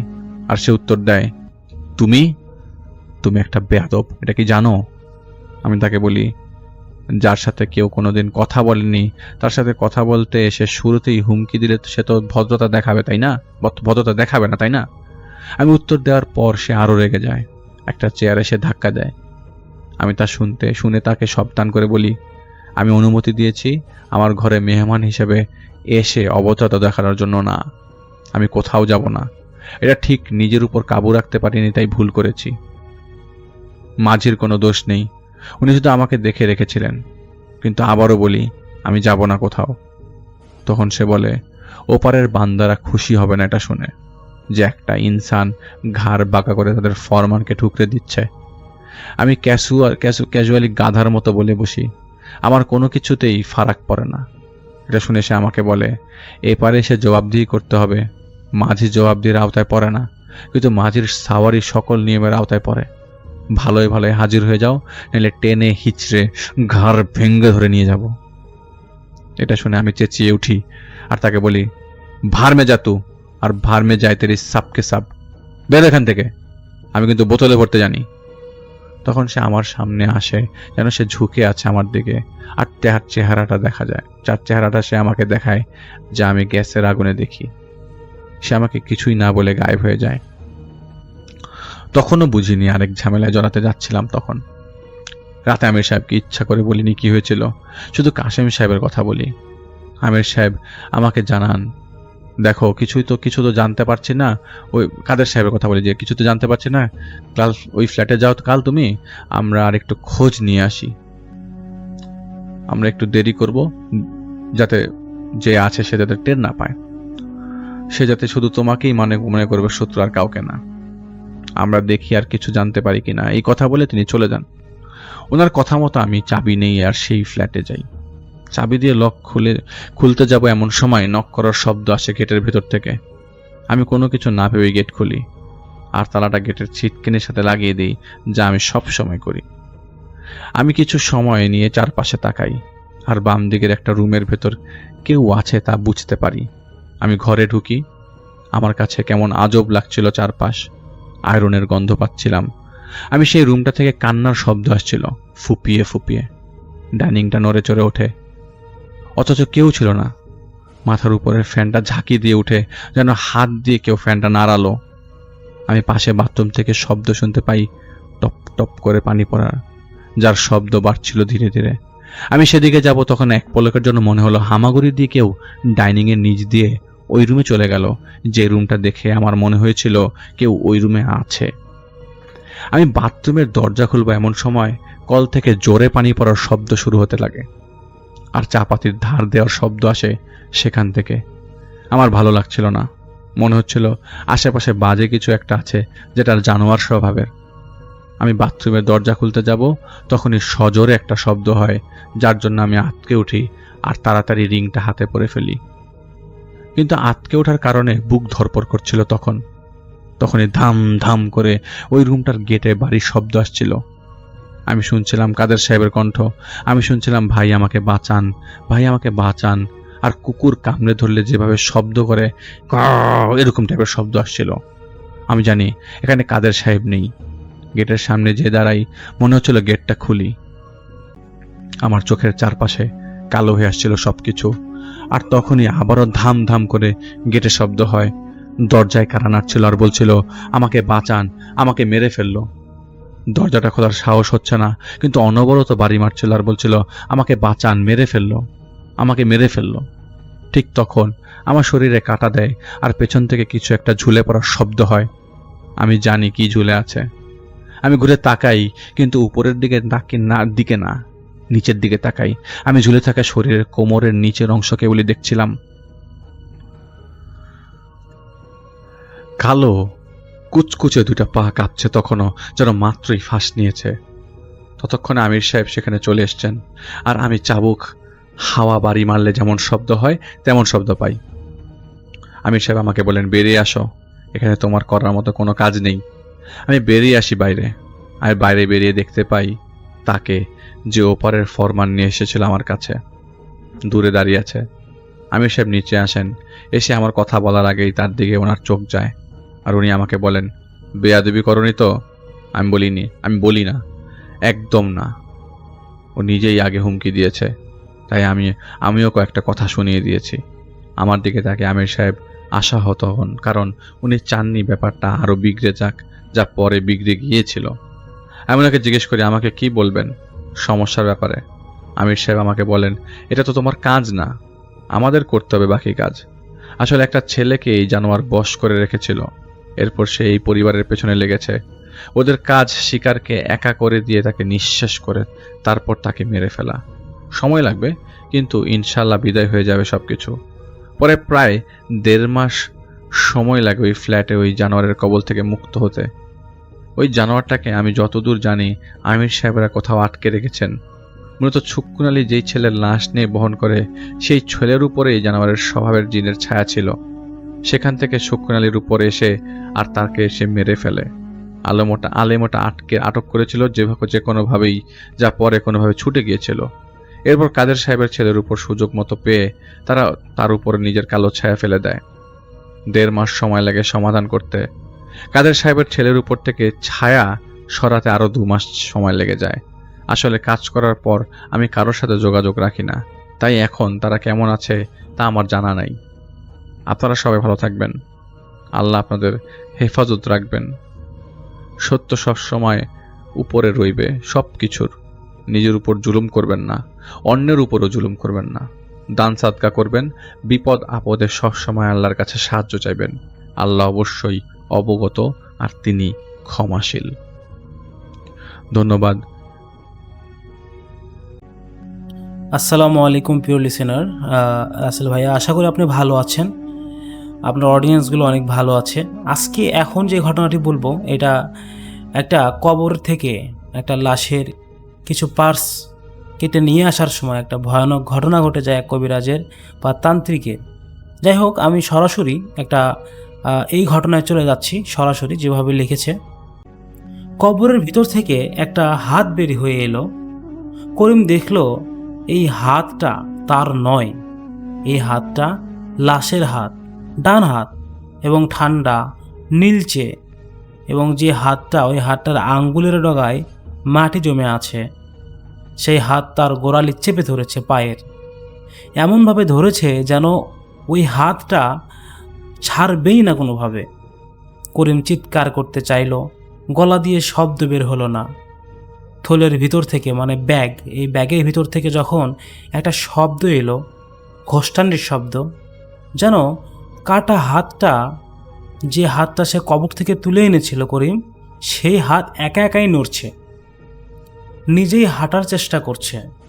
করিম এবার নিচে তাকালো, দেখলো তার ব্যাগ নিজে নিজেই নড়ছে। রাত তখন 11টা 25 মিনিট। ঢাকা ময়মনসিংহ সড়কের পাশে গাছপালায় ঘেরা যে পুরনো কবরস্থানটা, সেটার দেয়ালের গায়ে পিঠ ঠেকিয়ে দাঁড়িয়েছিল করিম হোসেন। বয়স 28 বছর, চেহারায় ক্লান্তি, চোখের নিচে কালো দাগ, এবং তার ঠোঁট ছিল সম্পূর্ণরূপে শুকনো। হাতে একটা মরিচে ধরা কোদাল, পিঠে একটা কালো ব্যাগ, পকেটে ভাঁজ করা আছে কিছু কাগজ। সেই কাগজে তান্ত্রিক সিদ্দিক বাবার হাতে স্পষ্ট নির্দেশ, করিম আসলে এই পথের মানুষ নয়। সে ছিল গার্মেন্টসের সুপারভাইজার, সৎ এবং পরিশ্রমী ব্যক্তি। কিন্তু জীবন তাকে এমন একটা জায়গায় এনে ফেলেছে যেখানে সে আজ রাত 11:30টার দিকে একটা কবরস্থানের বাইরে দাঁড়িয়ে কাঁদছে। 3 মাস আগেই তার বস, মানে মালিক শফিকুল ইসলাম, তাকে মিথ্যা অভিযোগে চাকরি থেকে বের করে দিয়েছে। শুধু চাকরিই না, পুলিশের কাছে মিথ্যে মামলা দিয়েছে। পাড়ায় বদনাম ছড়িয়েছে। করিমের বৃদ্ধ মা অসুস্থ এবং ওষুধ কিনতে হবে, সেই ওষুধ কেনারও তার কাছে টাকা ছিল না। ছোট বোনের বিয়ে আটকে আছে, আর সে প্রতিদিন ঘুমাতে পারত না এসব টেনশন করে। বিচার চাইতে গিয়েছিল, বিচার পায়নি। তখন কেউ একজন তাকে সিদ্দিক বাবার নাম বলেছিল। বাবা সব পারেন, যার উপর রাগ তার জীবন শেষ করে দিতে পারে। এই কবিরাজ একটা কাজ করতে হবে বলেছেন। মধ্যরাতে কবরস্থান থেকে দুর্ঘটনায় মরে যাওয়া মানুষেরা কাটা হাত আনতে হবে।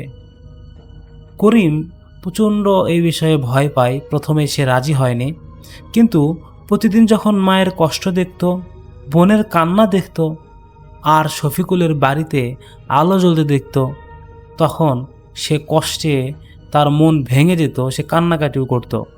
শেষমেশ ওই কবিরাজের কথায় সে রাজি হয়। 3 দিন আগে ঠিক এই রাস্তায় একটা ভয়াবহ দুর্ঘটনা ঘটেছিল। একটা ট্রাক একজন পথচারীকে চাপা দিয়েছিল। মানুষটির নাম ছিল জহির। বয়স 45, ওই তরুণ যুবক ছিল, 25 বছর বয়স। বাম হাত তার শরীর থেকে আলাদা হয়ে গিয়েছিল। পরিবার দুটো আলাদা দাফন করে দিয়েছে। এক জায়গায় হাত, এক জায়গায় পরিবার দুটোই আলাদা করে দাফন করেছেন। শরীর একটা কবরে, আমার কথাই ঠিক ছিল, শরীরটা কবরে দিয়েছিল পুঁতে, এবং কবর দিয়েছিল, এবং হাত সেটা একটা ব্যাগের ভিতরে, ওই ব্যাগের ভিতরে দিয়ে পুঁতে রেখেছিল কবরের পাশেই। সিদ্দিক বাবা বলেছে, দুর্ঘটনায় মারা যাওয়া মানুষের কাটা অঙ্গ আত্মার অসম্পূর্ণ রাগ থাকে। সেই রাগ দিয়ে তাবিজ বানালে শত্রু ধ্বংস হবেই। করিম বিশ্বাস করেনি পুরোপুরি, কিন্তু সে এই পথে এসে গিয়েছেন এবং ওই বিশ্বাসও এসে গিয়েছে। কবরস্থানের দরজাটা ভেজানো, একদম শ্যাওলা পড়া ছিল। ভিতরে ঢুকলো সে। রাতের বাতাস স্থির, একটা পাতাও নড়ছে না। মোবাইলের টর্চ জ্বালিয়ে সে এগোলো। পুরনো কবরের পাশে নতুন মাটি চেনা সহজ না। মাটি এখনো ফোলা, ঘাস জন্মায়নি। তার মাথায় আসলো এইরকম একটা কবর এই জহিরের, সেটা বলে দিয়েছিল, এবং সেটা খুঁজতে গিয়ে সে 5 মিনিটের মধ্যেই ওই অ্যাক্সিডেন্ট হয়ে মারা যাওয়া জহির, তার লাশ সে খুঁজে পেল। চকচকা কবর।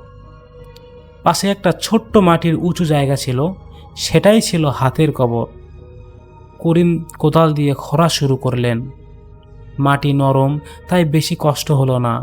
মিনিট 5 মধ্যে ওই বাক্সটা খুলতে পারল। ভেতরে সাদা কাপড়ে মোড়ানো ছিল হাত, ব্যান্ডেজ করা কাটা প্রান্ত। করিম হাত বাড়িয়ে ওই থলেটা, অর্থাৎ ওই ব্যাগটা তুলল, এবং হাত ভিতরে আছে, ঠান্ডা, শক্ত, ভারী। ঠিক তখনই তার মোবাইলের টর্চ নিভে গেল, সম্পূর্ণ অন্ধকার হয়ে গেল। করিম থামল এবং তার বুক টিপটিপ করছে ভয়ে। মোবাইলের স্ক্রিনে চাপ দিল, দেখলো ব্যাটারির চার্জ নাই। সে ভাবেনি এটা যে চার্জ দিয়ে আসতে হবে ঠিক মতো। তো যাই হোক, ঠিক আছে, দরজার সামনে সোজা চলে আসলো। এখন ভাবলো যে আমি বের হয়ে চলে যাই। সে উঠে দাঁড়াতে গেল, তার পা আটকে গেল। প্রথমে ভাবলো কোনো শিকড়ের কাছে আমার পা আটকে গেছে। পা টানলো, কিন্তু এবার যা টানছে সেটা শিকড় বলে মনে হচ্ছে না। শিকড় তো এইভাবে পা ধরে টানতে পারে না। 5টা আঙ্গুলের মতো হাতের ছাপ বা চাপ দেয় না। করিমের এবার হিম শীতল হয়ে গেল।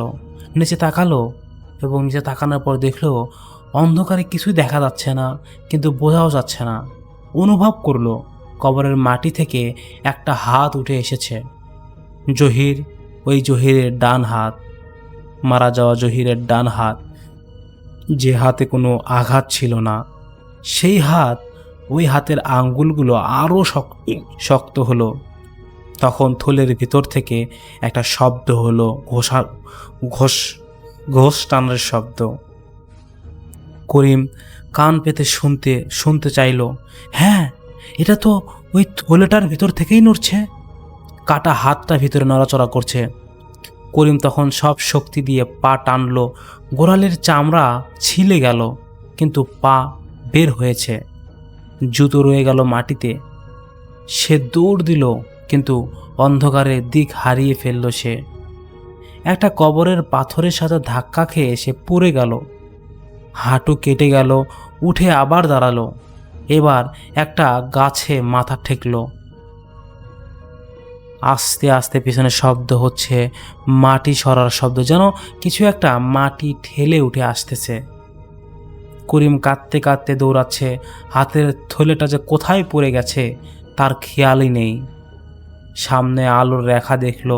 কবরস্থানের দরজার ওপারে রাস্তার আলো দরজায় পৌঁছে বের হয়ে গেল। রাস্তায় পড়ে গেল হামাগুড়ি খেয়ে এসে। শুয়ে শুয়ে পিছনে তাকালো, দেখলো কবরস্থানের দেয়ালের উপর দিয়ে একটা হাত উঠে আসে। শুধু হাত, হাতের বাহু নেই, শরীর নেই, শুধু একটা হাত দেয়ালের উপর থেমে আছে। তারপর আস্তে আস্তে নামতে শুরু করলো। দেয়ালের বাইরের দিকে করিম উঠে দাঁড়ালো। দাঁড়িয়ে সে একটা দৌড় দিল। সে দৌড়াচ্ছিল, প্রায় 2 কিলোমিটার দৌড়ালো। তারপর একটা চায়ের দোকানের সামনে ধপ করে বসে পড়েছিল। রাত তখন প্রায় 12টা, দোকানও বন্ধ ছিল, কিন্তু বাইরে একটা বাল্ব জ্বলছিল। করিম বসেই রইল সেই বাল্বের নিচে এবং হাঁপাচ্ছিল। সে থরথর করে কাঁপছিল। হাঁটু থেকে রক্ত গড়াচ্ছে, পায়ে জুতো নেই, গোড়ালিতে 5টা আঙুলের দাগ, লাল এবং স্পষ্ট দাগ। সে মোবাইল বের করলো, মৃত মোবাইল, চার্জ নেই। পথে একটা রিক্সা পেল, রিক্সায় উঠে বাড়ি ফিরল এবং বাড়ি ঢুকে দরজা বন্ধ করে দিল। আলো জ্বালালো ঘরের কোণে। তিনি বসে অনেকক্ষণ চুপ করে ভাবলো অনেক কিছু। ঘুম আসলো না তার। পরের দিন সকালে একটু ঘুমিয়েছিল, উঠে দেখলো মা দরজায় দাঁড়িয়ে এবং বাবা আমাকে বলছে, কি হয়েছে রে তোর পায়ে? এত কাটা কোথায় পেলি? কোথায় গিয়েছিলি? পড়ে গিয়েছিলাম মা, এরকমভাবে বলছে। মাকে বললাম, বাবাকে অতটা দেইনি। মা আর কিছুই বলেন না, শুধু তার চোখে একটা ভয়ের ছায়া দেখছে এই করিম সাহেব। সে চা খেতে বসলো। প্রথম চুমুকেই দিতে মনে হলো কেউ তার পেছনে দাঁড়িয়ে আছে। সে ঘুরে তাকালো, কিন্তু দেখলো কেউ নেই। তিনি চা খেলো না, উঠে গেল। সারাদিন এভাবেই কাটলো। বারবার মনে হচ্ছিল কেউ যেন তার পিছু নিয়েছে, কিন্তু সে আশেপাশে তাকালেই দেখে কেউ নেই। এইবার সারা দিন গড়িয়ে যখন রাত হলো, সে শুয়ে পড়তে গেল। বিছানায় শোয়ার পর দরজার নিচ দিয়ে একটু আলো দেখা গেল, কিন্তু বাইরের আলো নেই। করিম উঠে বসলো, আলো নেই মানে আমি ভুল দেখছি নাকি? পরে আবার শুলো। ঠিক তখন পায়ের কাছে কিছু একটা স্পর্শ করলো করিমের, ঠান্ডা 5টা আঙুল। করিম লাফ দিয়ে উঠলো, মোবাইলের টর্চ জ্বালালো। এবার চার্জ দেওয়া ছিল অবশ্য মোবাইলে। বিছানার পায়ের কাছে তিনি খেয়াল করলেন, কিন্তু কিছুই নেই। কিন্তু চাদরের 5টা আঙুলের দাগ, মাটির দাগ। করিম পরের দিন সিদ্দিক বাবার কাছে গেল, যে কবিরাজ তাকে ওই জাহিদ সাহেবের কবর দেখিয়েছিল, তার কাছে গেল। এবার বলল, বাবা, ওই বাবার বাড়ি কোথায় জানেন? ওই বাবার বাড়ি তখন ছিল নরসিংদীর একটা গ্রামে। সে ঘরের সামনে অনেক মানুষ প্রচুর ভিড় করে থাকতো তার কাছে যাওয়ার জন্য। ভিতরে ধূপের গন্ধ, দেয়ালে অদ্ভুত রকমের আঁকাআঁকি। সিদ্দিক বাবা বয়স্ক মানুষ, লম্বা দাড়ি তার, হলুদ পোশাক। করিমকে দেখেই ছোট ছোট চোখ করে বুঝতে চেষ্টা করলো। তাকে ডিরেক্ট বলল, আনতে পারোনি তাই না? করিম মাথা নাড়ালো।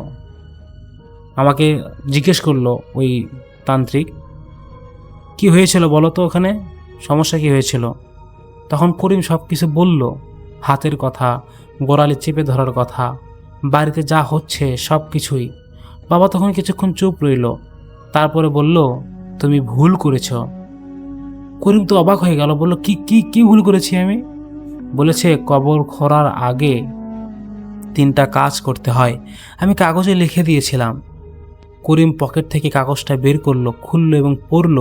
কাগজে স্পষ্ট লেখা ছিল, কবরের পাশে 3টা লবঙ্গ পুঁতে দিতে হবে, 3 বার নির্দিষ্ট কথা বলতে হবে, তারপর পূর্ব দিক থেকে কবরের কাছে যেতে হবে। করিম কিছুই করেনি, ভয়ে তাড়াহুড়ো করে সরাসরি ঢুকে গিয়েছিল। বাবা বলল, তুমি সুরক্ষা ছাড়া কবর খুলছ। মৃত মানুষের আত্মাটা অসম্পূর্ণ, দুর্ঘটনায় হঠাৎ করে মরেছে সে প্রস্তুত ছিল না, সে এখন তোমার সাথে এসেছে। মানে? করিম তো অবাক হয়ে গেল কথা শুনে। মানে জহিরের আত্মা তোমার বাড়িতে আছে। করিম ঠান্ডা হয়ে গেল ভয়ে। কি করব এখন? আমাকে ওই তান্ত্রিক বলল, তোমার সামনে দুটা পথ। এক, আবার কবরস্থানে যাও, সঠিকভাবে ক্ষমা চাও, কবর ঠিক করে দাও, তাহলে আত্মার শান্তি হবে। 2, যদি না যাও 3 রাতের মধ্যে আত্মা তোমাকে টেনে নিয়ে চলে যাবে ওই কবরে। টেনে নিয়ে যাবে মানে? বাবা বললেন, একদম সরাসরি, মানে তুমি মারা যাবে দুর্ঘটনায় অথবা যে কোনো কারণে, ঠিক যেভাবে জহির মরেছিল ওইভাবেই মরবে। করিম বাড়ি ফিরল বাসায় সন্ধ্যার দিকে। তখন কিভাবে রাতটা কাটবে সে চিন্তা করতেছে। পরের রাতে সে কবরস্থানে যাবে ঠিক করলো। খাওয়া হলো না, অনেক টেনশনের কারণে কিচ্ছুই ভাল লাগছে না তার। মা জিজ্ঞেস করলো, কি হয়েছে তোর? 3 দিন ধরে দেখছি ঠিক মতো খাস না, ঘুরিস না, ফিরিস না, ঠিক কোনো কিছু ঠিক মতো নাই, কি হয়েছে বলতো?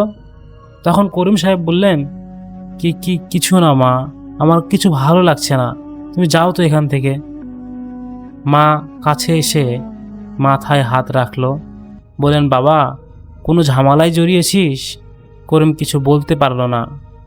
মায়ের হাতটা সরিয়ে শুতে চলে গেল। বিছানায় শুয়ে ছাদের দিকে তাকিয়ে রইল। বাতি জ্বালিয়ে রেখেছে, ঘুমও তার আসছে না। রাত বাড়ল, একসময় ঘুম এসে গেল অনিচ্ছায়। সে স্বপ্নে দেখল একটা রাস্তা, একটা রাত, একটা ট্রাকের হেডলাইট, একটা মানুষ রাস্তায় দাঁড়িয়ে আছে। ট্রাক আসছে, এসে ওই মানুষটা সরছে না। ট্রাক এসে গেল, ধপ করে ট্রাকটা অ্যাক্সিডেন্ট করলো। চারিদিকে রক্ত, একটা হাত উড়ে গেল। করিম জেগে উঠল ভয়ে চিৎকার করে এই সব স্বপ্ন দেখে। ঘরে আলো নেই, বাতি নিভে গেছে। করিম মোবাইল হাতাচ্ছে, পেল, টর্চ জ্বলালো। ঘরের কোণে একটা মানুষ দাঁড়িয়ে, সাদা কাপড়, মুখ নেই, শুধু একটা ঘোলাটে আকার। বাম হাতের জায়গায় কিছু নেই, কাটা। করিম নড়তে পারল না। আকারটা 1 পা এগিয়ে এলো। করিম চিৎকার করে বলল, দরজা ধাক্কাচ্ছে, মা দরজায় ধাক্কা, বাঁচাও মা, কি হয়েছে? কি হচ্ছে মা দরজার সাথে? ওর মা দৌড়ে আসে করিম সাহেবের, এসে দরজা খোলে। ঘরে মা ঢুকলো, আলো জ্বালালো, দেখলো ঘরে কেউ নেই, কিন্তু ঘরের মেঝেতে মাটির দাগ, 2টো পায়ের ছাপ। কোণ থেকে, মানে ঘরের কোণ থেকে বিছানার কাছ পর্যন্ত আসছে। মাগুলো ওই দাগগুলি স্পষ্ট দেখেছে। মা কিছু বলল না, তার মুখ ফ্যাকাশে হয়ে গেল। পরের দিন সকালে করিম সিদ্দিক বাবাকে ফোন করলো, করে সব কিছু বলল। বাবা বলল, আরে আর অপেক্ষা করো না, আজ রাতেই যাও, না গেলে আজ রাতেই বড় বিপদ হতে পারে। একা একা যেতে পারবো না আমি, এটা করিম সাহেব বলল। করিম সাহেব বলল, কাউকে নিয়ে যাও, কিন্তু তাকে সত্য বলতে হবে। করিম ভাবলো, তার বন্ধু রনি, ছোটবেলা থেকে একসাথে বড় হয়েছি, সব বিপদে সে আমার পাশে থেকেছে। সে রনিকে ফোন করলো এবং সব বলল। রনি প্রথমে হেসেছিল, তারপর করিমের গলার অবস্থা শুনে বুঝে চুপ হয়ে গেল। বলল, তুই কি সিরিয়াস? করিম বলল, হ্যাঁ আমি সিরিয়াস। অনেকক্ষণ চুপ থাকলো তার বন্ধু, তারপর বলল, ঠিক আছে, রাত 11টায় আসবো। রাত 11টায় রনি এলো, হাতে একটা বড় টর্চ, পকেটে বাড়তি ব্যাটারি। তারপর বলল, চল। এবার 2জন মিলে সেই কবরের দিকে রওনা হলো।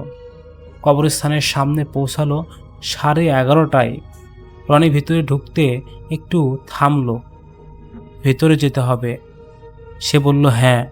ঠিক আছে। ভেতরে যখন যাওয়াই লাগবে, চল যাই, 2জনেই যাই। এবার 2জনে একসাথে কবরের ভিতরে ঢুকলো। ঢোকার পর এবার করিম ওই কাগজটা বের করলো। সিদ্দিক বাবার নির্দেশ মেনে পকেট থেকে 3টা লবঙ্গ বের করে জহিরের হাতে কবরের পাশে পুঁতল। তারপর 3 বার বলল, আমি ক্ষমা চাইছি, তোমার কবরকে আমি অপবিত্র করেছিলাম, ক্ষমা করো। রনি পাশে দাঁড়িয়ে চুপ। তারপর 2জন মিলে ছোট্ট বাক্সটা কবরের ভিতরে, যেখানে হাতটা পোতা ছিল বা যেখান থেকে নেওয়া হয়েছিল, সেটা আবার ঠিক করলো, মাটি ভরাট করলো। করিম মাটির উপর হাত রাখলো। জহির ভাই, আমি ভুল করেছি, তোমার শান্তিটা নষ্ট করেছিলাম, মাফ করো। কয়েক সেকেন্ডের ভিতরে নীরবতা, সব কিছু তারপর বাতাস এলো। হঠাৎ কোথাও থেকে গাছের পাতা নড়ল। ঠান্ডা একটা বাতাস বয়ে গেল। করিমের গায়ে কাঁটা দিয়ে উঠল। একদম শীতের সময় ঠান্ডা আবহাওয়ায় যেমন শরীর লোম দাঁড়িয়ে যায়, ঠিক তেমন। তারপর সব স্থির হয়ে গেল। রনি আস্তে আস্তে বলছে, এ হয়েছে, কাজ হয়েছে কি তোর? করিম বলল, আমি জানি না। এরপর দুইজন বের হলো। রাস্তায় এসে রনি বলল, করিম, কি একটা অনুভব করলাম। করিম বলছে, কি কি অনুভব করলে? বলছে, মনে হলো কেউ একজন দীর্ঘ শ্বাস ফেলল। এটা করিম বলল যে আমার কপালে যা আছে তাই হবে, আমি আর এসব বিষয় নিয়ে টেনশন করতে চাচ্ছি না। করিম বাড়ি ফিরে আবার শুয়ে পড়ল। এবার বাতি নেভালো, বাতি জ্বালিয়ে রাখছে, মোবাইল পাশে রাখছে, চার্জ দিয়ে টর্চ জ্বালিয়ে রাখছে, এতটাই ভয় পেয়েছে। এরপরে ঘুম আসলো। এইবারের ঘুমে কোনো স্বপ্ন নেই। সকালে উঠলো, সূর্যের আলো জানালা দিয়ে আসছে। পায়ের গোড়ালির দাগ দেখলো, 5টা আঙুলের দাগ এখনও আছে, কিন্তু হালকা হয়েছে। মেঝে পরিষ্কার, কোনো মাটির দাগ নেই আর সেই মেঝেতে বাড়ির। করিম উঠলো, চা বানালো, মায়ের সাথে বসে খেলো। মা বলল, আজ তোর মুখটা ভালো দেখাচ্ছে। করিম হাসলো। 3 দিন পরে শফিকুলের বিরুদ্ধে করিমের দেওয়া মামলা শুনানি ছিল। করিম ভেবেছিল কিছু হবে না, কিন্তু আদালত শফিকুলের অফিসারের একজন কর্মী এসে সাক্ষ্য দিল, সে নিজেই দেখেছিল করিম কিছু করেনি, সব কিছু মিথ্যা। আরও 2 জন আসলো, মামলা করিমের পক্ষে গেল, মানে করিম খালাস হবে। শফিকুল সেদিন রাতে গাড়ি চালাতে গিয়ে একটা দুর্ঘটনায় সে এমন একটা অ্যাক্সিডেন্টে পড়ল, সে গুরুতর আহত হলো, বাম হাত ভেঙে গেল। করিম খবরটা শুনল, কিছু বলল না। সে রাতে ঘুমেতে যাওয়ার আগে করিম জানালার পাশে দাঁড়ালো। বাইরের রাত, দূরে একটা গাছ। সে স্পষ্ট অনুভব করলো সেই গাছে আর কেউ নেই। সেই ঠান্ডা অনুভূতি, সেই পাও ধরার অনুভূতি, এগুলো সব চলে গেছে। চলে গেছে জহির। করিম আস্তে আস্তে বলল, শান্তিতে থাকো। জানালা বন্ধ করলো, শুতে গেল। এবার ঘুমিয়ে পড়লো। আর কোনো দাগ হলো না, কোনো শব্দ হলো না। শুধু রাতের নীরবতায় দূরে কোথাও একটা পেঁচা একবার ডেকে উঠলো। তারপর সব শান্ত। কবরের মাটি কখনো শুধু মাটি না, তার নিচে যে ঘুমায় সে সত্যিই ঘুমায় কিনা সেটা কেউ জানে না। এরকম কাজ কিন্তু অহরহ হচ্ছে। বিভিন্ন দেখেন নামাজগড়ের যে আমাদের কবরস্থান, তারপরে বিভিন্ন জায়গার একটা কবরস্থান থাকে, সেই কবরস্থানে কিন্তু প্রতিনিয়ত বিভিন্ন তান্ত্রিক কবিরাজ তারা কিন্তু ঢুকে ঢুকে এই কবর থেকে মাটি চুরি করছে, কবর থেকে সাদা কাফনের কাপড় চুরি করছে, কারো শরীরের অঙ্গ চুরি করছে, কারো হাড় চুরি করছে, কারো দাঁত চুরি করছে। এগুলো দিয়ে কিন্তু বাংলাদেশে অনেক কবিরাজ কুফরি কালাম করছে। আল্লাহ তাআলা তাদের সবাইকে বোঝার তৌফিক দান করুক এবং এই সব কাজ থেকে আল্লাহ আমাদের হেফাজত করুক। আর আমরা যে কোনো বিপদে একমাত্র আল্লাহ তাআলার কাছেই পানাহা চাবো, আল্লাহ তাআলার কাছেই আশ্রয় চাবো। কারণ আমরা মুসলিম, আমরা জানি যে আল্লাহ তাআলা ছাড়া কেউ কাউকে কোনো বিষয়ে সমাধান এনে দিতে পারবে না। যাই হোক, আজকের মতো এখানেই ঘটনা শেষ করছি। সুন্দর একটি ঘটনা লিখেছেন, কিন্তু আপনার লেখার মধ্যে অনেক ভুল ভ্রান্তি, যেটা আমাকে খুব কষ্ট করে মেজারমেন্ট করে নিতে হয়েছে। আর সেই মেজারমেন্ট করতে গিয়ে কিছু কিছু জায়গায় হয়তোবা আমার লিসেনার্স যারা, তারা অস্পষ্ট বুঝেছেন, কিন্তু লাস্টে এসে অনেক ভালোভাবে বলার চেষ্টা করেছি। যাই হোক, আজকে এই পর্যন্তই, চলে যাচ্ছি পরের ঘটনায়। ধন্যবাদ। আসসালামু আলাইকুম। আমার নাম মোহাম্মদ জুলহাসউদ্দিন। আমার বাসা ময়মনসিংহ মুক্তাগাছা। ঘটনাটা শুনেছি আমাদের মসজিদের মুয়াজ্জিনের কাছ থেকে। মুয়াজ্জিনের নাম হানিফ, বয়স 40-এর মতো হবে। উনি চাকরি সূত্রে খুলনায় থাকতেন। তার বাড়ি বাগেরহাট জেলার চিকলমারি থানার কালকিনি গ্রামে। প্রতি বৃহস্পতিবার আসরের নামাজের শেষে গ্রামের বাড়িতে যান এবং শনিবার জোহরের নামাজ আমাদের মসজিদে পড়েন। এবার মূল ঘটনাটা বলি। তার ভাষায় বলছি। দিনটা ছিল বৃহস্পতিবার। আমি খুলনা থেকে রওনা দিলাম বিকাল 6টায়। আমাদের সদর থানায় পৌঁছাতে পৌঁছাতে রাত 9টা বেজে যায়। সদর থেকে আমার বাড়ি আরো 20 কিলোমিটার পথ। কোনো গাড়ি না পেয়ে একটা মোটরসাইকেল ভাড়া করি। মোটরসাইকেল করে বাজার পর্যন্ত আসি। এর পরের রাস্তা ভাঙা এবং কাদা থাকায় গাড়ি আর যেতে পারবে না বলে তাকে ছেড়ে বাজারে যখন পৌঁছায় তখন সময় রাত 9:50। বাজার থেকে আরো 3 কিলোমিটার দূরে আমার বাড়ি। বাজারে গিয়ে দেখি কোনো দোকান খোলা নেই। আকাশ একটু মেঘলা থাকায় বেশ অন্ধকার লাগছে। আমার কাছে একটা 2 ব্যাটারি টর্চ। আমি হাঁটতে লাগলাম। যে রাস্তা দিয়ে আমি হাঁটছি সেটা মাটির রাস্তা। রাস্তার বাম পাশেই ছিল খাল, ডান পাশে পাটক্ষেত। কিছু দূর হাঁটার পর একটা পূজা মণ্ডপ। মণ্ডপটার গেটের ওপর একটা মহাদেবের মূর্তি 25 ফুট উঁচু হবে, আর তার পাশে শ্মশান। মহাদেবের মূর্তিটার গায়ে শ্যাওলা পড়ায় ওটাকে ভয়ঙ্কর দেখাচ্ছিল।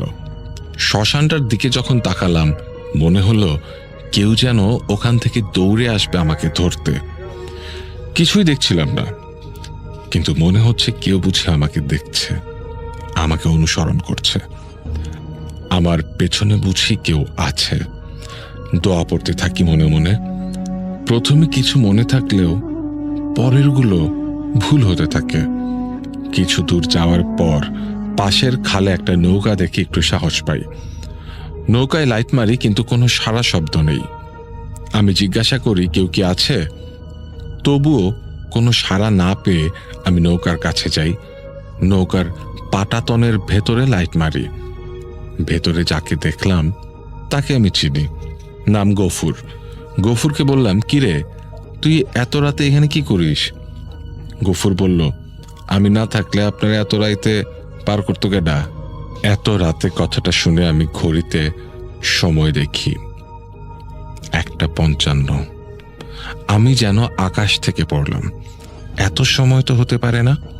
আমি কি 3 ঘন্টা ধরে হাঁটছি? মোটের ওপর 30 থেকে 40 মিনিটের রাস্তা। আমি গফুরকে কিছুই বুঝতে দিলাম না। গফুরকে বললাম, গফুর আমার একটু পার করে দে। এই বলে আমি গফুরের নৌকায় উঠলাম। নৌকা পাড়ে ফেরার পর আমি গফুরকে বললাম, গফুর আমার একটু বাসা পর্যন্ত পৌঁছায় দিবি? গফুর একটু ভেবে বলল, ভয় পেয়েছেন, চলেন। আমরা দুজনে একসাথে হাঁটছি। কিছু দূর আসার পর আমি খেয়াল করলাম গফুর আমার পেছন পেছন হাঁটে। দেখতে পেলাম সামনে একটা কবরস্থান, এবং কবরস্থান থেকে ধোঁয়া বের হচ্ছে। একটু যখন কাছে এসে লাইট মারলাম কবরের দিকে, দেখি একটা মেয়ে সাদা কাপড় পরা, চুলগুলো ছেড়ে দেয়া, কবরের ভেতরে দাঁড়িয়ে আছে এবং হাত ইশারায় আমাদের ডাকছে। মেয়েটিকে দেখে আমি চিনেছি, ওর নাম ময়না। আমি গফুরকে বলি, ও ময়না না? হঠাৎ বুকের ভেতরটা কেমন যেন করে উঠল, শরীর কেঁপে গেল। তাকিয়ে দেখি আমার পাশে গফুর নেই। আমি একটা চিৎকার দিয়ে দৌড়াতে দৌড়াতে সামনে গিয়ে অজ্ঞান হয়ে পড়ি। বাড়ির লোকজন আমাকে তুলে নিয়ে মাথায় পানি দেয়। কিছুক্ষণ পর আমার জ্ঞান ফিরলে আমি তাদেরকে সব খুলে বলি। আমার কথা শুনে তারা একে অপরের দিকে এমনভাবে মুখ চাওয়াচাওয়ি করে যেন আমি তাদের মিথ্যা বলছি। পরে জানতে পারি গফুর আর ময়নার মধ্যে একটা সম্পর্ক ছিল। গফুর মাঝের কাজ করে আর ময়নার বাবা একটু প্রভাবশালী। তাদের সম্পর্ক মেয়েটির পরিবার মেনে নেয়নি, তাই মেয়েটি সুইসাইড করেছে। এরপর থেকে গফুরের খোঁজও কেউ জানে না। আসসালামু আলাইকুম। ওয়ালাইকুম আসসালাম। আমি হুমায়রা, ঢাকার ফার্মগেট থেকে বলছি। আমি এর আগেও আমার সাথে ঘটে যাওয়া একটা ঘটনা শেয়ার করেছিলাম, তাই আজকে আরও একটি বাস্তব ঘটনা আমি সবার সাথে শেয়ার করব। আমি জানি না আজকের এই ঘটনাটি ভূত নাইট শেয়ার করবে কি না, তাও আমি শেয়ার করছি। যাই হোক, কথা আর না বাড়াই, ঘটনাটি আমার নানুমণিকে নিয়ে।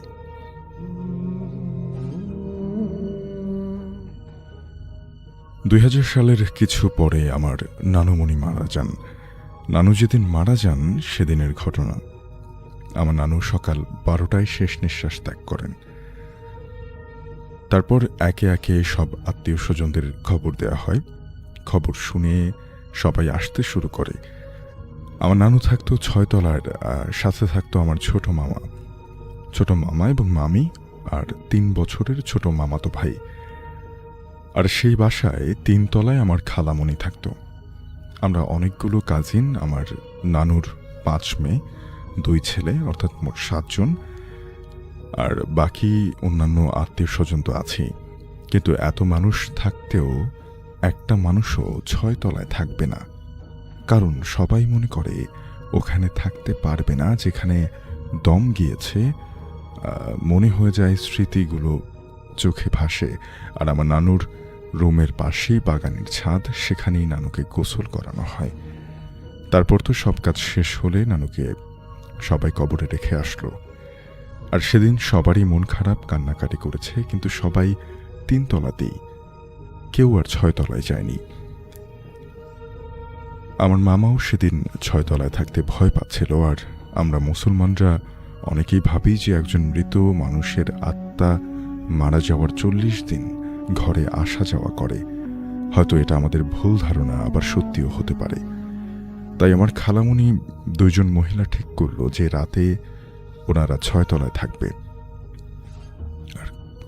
এবং পাশাপাশি তারা কোরআন খতম করবে। পরে ওই 2 মহিলা আসলো, ওনাদের 6 তলায় যেতে বলল, আর বলা হলো যে আমার নানুর খাটে বসে, যেখানে ওনার দম গিয়েছে, অর্থাৎ যিনি যেখানে শেষ নিঃশ্বাস ত্যাগ করেছেন, সেখানে বসেই কোরআন তেলাওয়াত করতে। ওনারা অজু করে বসলো। তখন 6 তলায় আর কেউই ছিল না, শুধু ওই 2 জন মহিলাই ছিল। যেই রুমে নানু শেষ নিঃশ্বাস ত্যাগ করেন তার পাশেই বাগান, সেখানে ছাদে গোসল করানো, সব মিলিয়ে আসলেই ভয়ের একটা ব্যাপার কাজ করছিল। ওনারা 2 জন কোরআন পড়তে পড়তে প্রায় রাত 1:30 বেজে যায়। তখন ওনাদের কাছে একটু ভয় লাগছিল, আবার খারাপও লাগছিল। কিন্তু একটা পর্যায়ে ওনারা বুঝতে পারে যে আমার নানুর খাটের পাশে একটা সোফাতে কে যেন বসলো, এবং ফোমটা হালকা ডেবে যায়, অর্থাৎ সোফার ফোমটা হালকা ডেবে যায়। এটা দেখে একজন আরেকজনকে বলছে, আপা কিছু কি দেখেছেন? অন্যজন বলল, হ্যাঁ আপা দেখেছি। এটা শুনে আর দেখে ওনারা কোনো কথা না বলে রুম থেকে বেরিয়ে গেটটা খুলেই দৌড়ে 3 তলায় এসে কাঁপতে কাঁপতে আসলে বলল যে সবাইকে ঘটনাটা বলল। সবাই একটু ভয় পেয়েছিল, কিন্তু ওই মহিলা 2 জনই ভয় পেয়ে জ্বর চলে এলো। সকালে সেদিন রাতে 6 তলা খালি ছিল, কেউ আর যায়নি 6 তলায়, কেউ দেখতেও যায়নি যে আসলে কি হচ্ছে। আর কোনো ফ্ল্যাট ছিল না, শুধু ছাদের পাশেই এই নানুর ফ্ল্যাটটা একেবারেই নীরব থাকে। কিন্তু কাহিনী হচ্ছে, আমার নানুর সাথে ভালো একটা জিন ছিল। এখন জিন কি এরকম করলো, নাকি সত্যি সত্যি নানুর আত্মা, কেউই আমরা জানি না। হয়তো হুজুরদের সাথে কথা বললে জানতে পারতাম, কিন্তু এখন আর কেউ জানেনি, তখন আর কেউ জানেনি। কারণ বাসাতে আর ছাড়তে পারবে না, সেখানেই থাকতে হবে, সেটা ভেবেই আর জানা হয়নি। অর্থাৎ তারা আর এই নিয়ে বেশি ঘাটাঘাটি করেননি। আজকে আমার নানুর এই ঘটনাটি শেয়ার করলাম সবার কাছে, যেটি পুরোপুরি সত্য ঘটনা। অবশ্যই ভূত নাইটে আমি আরও বাস্তব ঘটনা শেয়ার করতে চাই। এরকম বাস্তব ঘটনা কেউ বিশ্বাস করুক না করুক, যাদের সাথে ঘটে তারা জানে যে এটা কেমন। সবাইকে অনেক অনেক ধন্যবাদ। ঘটনাটি শেয়ার করলে খুশি হব শাফিন ভাই। ঘটনাটি আমাদেরকে ইমেল করেছেন হুমায়রা, ঢাকার ফার্মগেট থেকে। এই ঘটনাটি আমাকে পাঠিয়েছেন ময়মনসিংহের রাশেদা বেগম। গত সপ্তাহে ইমেইল করেছেন তিনি আমাকে। লিখেছেন, ভাই এই ঘটনাটা আপনাকে না বললে আমার বুকের ভিতর চাপা পড়া থাকবে। আমি হুবহু তার কথাই বলছি, আপনারা শুনুন। রাশেদা বেগমের প্রতিবেশী রহিমা আর করিম সাহেব বিয়ের 12 বছর পার করেছে তারা। তাদের কোনো সন্তান নেই। এই কষ্ট তারা বুকে চেপে রেখেছিলেন অনেক দিন, কাউকে বলতেন না। শুধু রাতে দুজনকে ধরে অনেক কাঁদাকাঁদি করতেন। সেদিন সেই শীতের রাতে করিম সাহেব ফিরছিলেন বাজার থেকে। রাস্তা ছিল একদম ফাঁকা, চারিদিকে কুয়াশা। হঠাৎ রাস্তার পাশে একটা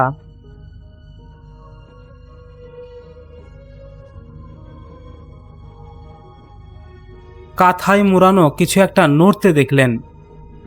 কাছে গিয়ে দেখলেন একটা শিশু। বয়স বড় জোর 4 থেকে 5 মাস হবে। ফর্সা, ওই বাচ্চাটা ছিল খুবই ফর্সা, অস্বাভাবিক রকমের ফর্সা, সুন্দর। কিন্তু ওই শিশুটা একটুও কাঁদছে না, শুধু তাকিয়ে আছে করিম সাহেবের চোখের দিকে। রহিমা সেই রাতেই শিশুটিকে বুকে তুলে নিলেন এবং সেই রাতেই সিদ্ধান্ত নিলেন এই বাচ্চা তাদের। প্রথম সপ্তাহ কাটলো খুব আনন্দে, কিন্তু রহিমা লক্ষ্য করতে শুরু করলেন কিছু একটা স্বাভাবিক লাগছে না। শিশুটা রাতে কাঁদে না, বাচ্চারা তো রাতে কাঁদে, ক্ষুধায় কাঁদে, এই বাচ্চা কাঁদেও না, কোনো কিছুই নেই। দুধ দিতে গেলে মুখ ফোড়ায়, মানে মানে কেমন একটা অবস্থা, সাধারণ বাচ্চা যেমন হয় এমন না। কিন্তু এই বাচ্চাটা শুকিয়েও যায় না, না খেয়ে সারাদিন শুধু ঘুমায় আর ঘুমায়। কিন্তু রাত 3টার পর তার চোখ খোলা। একদিন রাতে 3টায় রহিমার ঘুম ভাঙল, দেখলেন বিছানায় সেই বাচ্চাটা নেই, শুধু তার বুক ধরফর করতে উঠলেন। কি ব্যাপার, এর বাচ্চা কি হলো, ছোট বাচ্চা পাশে নেই। দেখলেন শিশুটা ঘরের কোণে দাঁড়িয়ে আছে।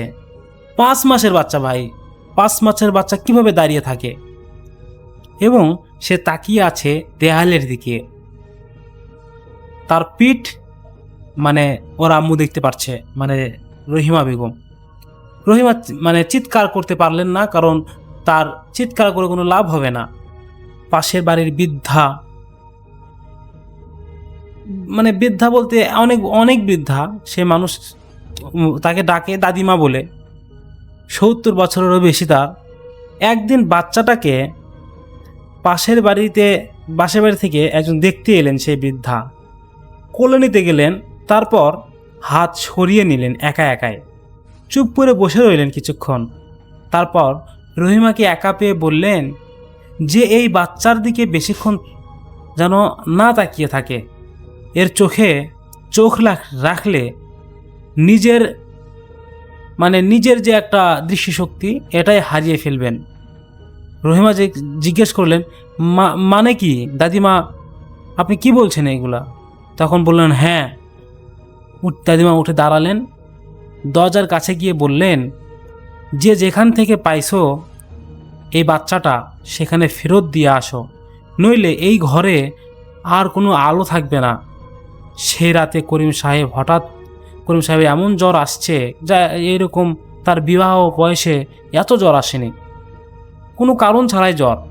রহিমা রাত জেগে স্বামীর পাশে বসে আছেন, বাচ্চাটা শুয়ে আছে পাশের খাটে। রাত 2:30টা, রহিমা টের পেলেন একটা গন্ধ, মাটির গন্ধ, ভেজা মাটি যেমন গন্ধ হয় ঠিক ওই রকম কাদামাটির গন্ধ। ঘরের ভিতরে তিনি বাচ্চার দিকে তাকালেন, বাচ্চার চোখ খোলা, কিন্তু চোখের মনি নেই, শুধু সাদা। রহিমা তখনও নড়তে পারছেন না, এবং তখন বাচ্চাটা হাসলো, শব্দ ছাড়া হাসলো, কিন্তু রহিমা নড়তে পারছে না। ঠোঁট সরে গেল দুই পাশে, কিন্তু কোনো শব্দও হচ্ছে না। করিম সাহেব হঠাৎ বিছানায় উঠে বসলেন ঘুমের মধ্যেই, এবং বাংলায় নয় অন্য একটা ভাষায় কথা বলতে শুরু করলেন। রহিমা ঘর থেকে দৌড়িয়ে বের হয়ে গেলেন।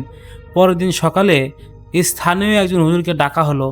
হুজুর ঘরে ঢুকে সরাসরি বাচ্চার দিকে তাকালেন, তারপর রহিমাকে জিজ্ঞেস করলেন, বাচ্চা এখন কোথায়? রহিমা বললেন, ওই যে ওই খাটে হুজুর, দেখতে পাচ্ছেন না? হুজুর বললেন, খাটে তো কেউ নেই। রহিমা তাকালেন, দেখলেন খাট খালি, বাচ্চাটা নেই। যে কাঁথায় নিয়ে এসেছিল সেই কাঁথাটা পড়ে আছে, বালিশও আছে, বাচ্চাটা নেই। সেই বাচ্চাকে আর কখনো কোথাও পাওয়াই যায়নি। করিম সাহেব সেই ঘটনার পর 3 মাস কথা বলতে পারেনি, এবং রহিমা সেই রাতের পর থেকে একা ঘুমাতে পারেন না ভয়ের কারণে।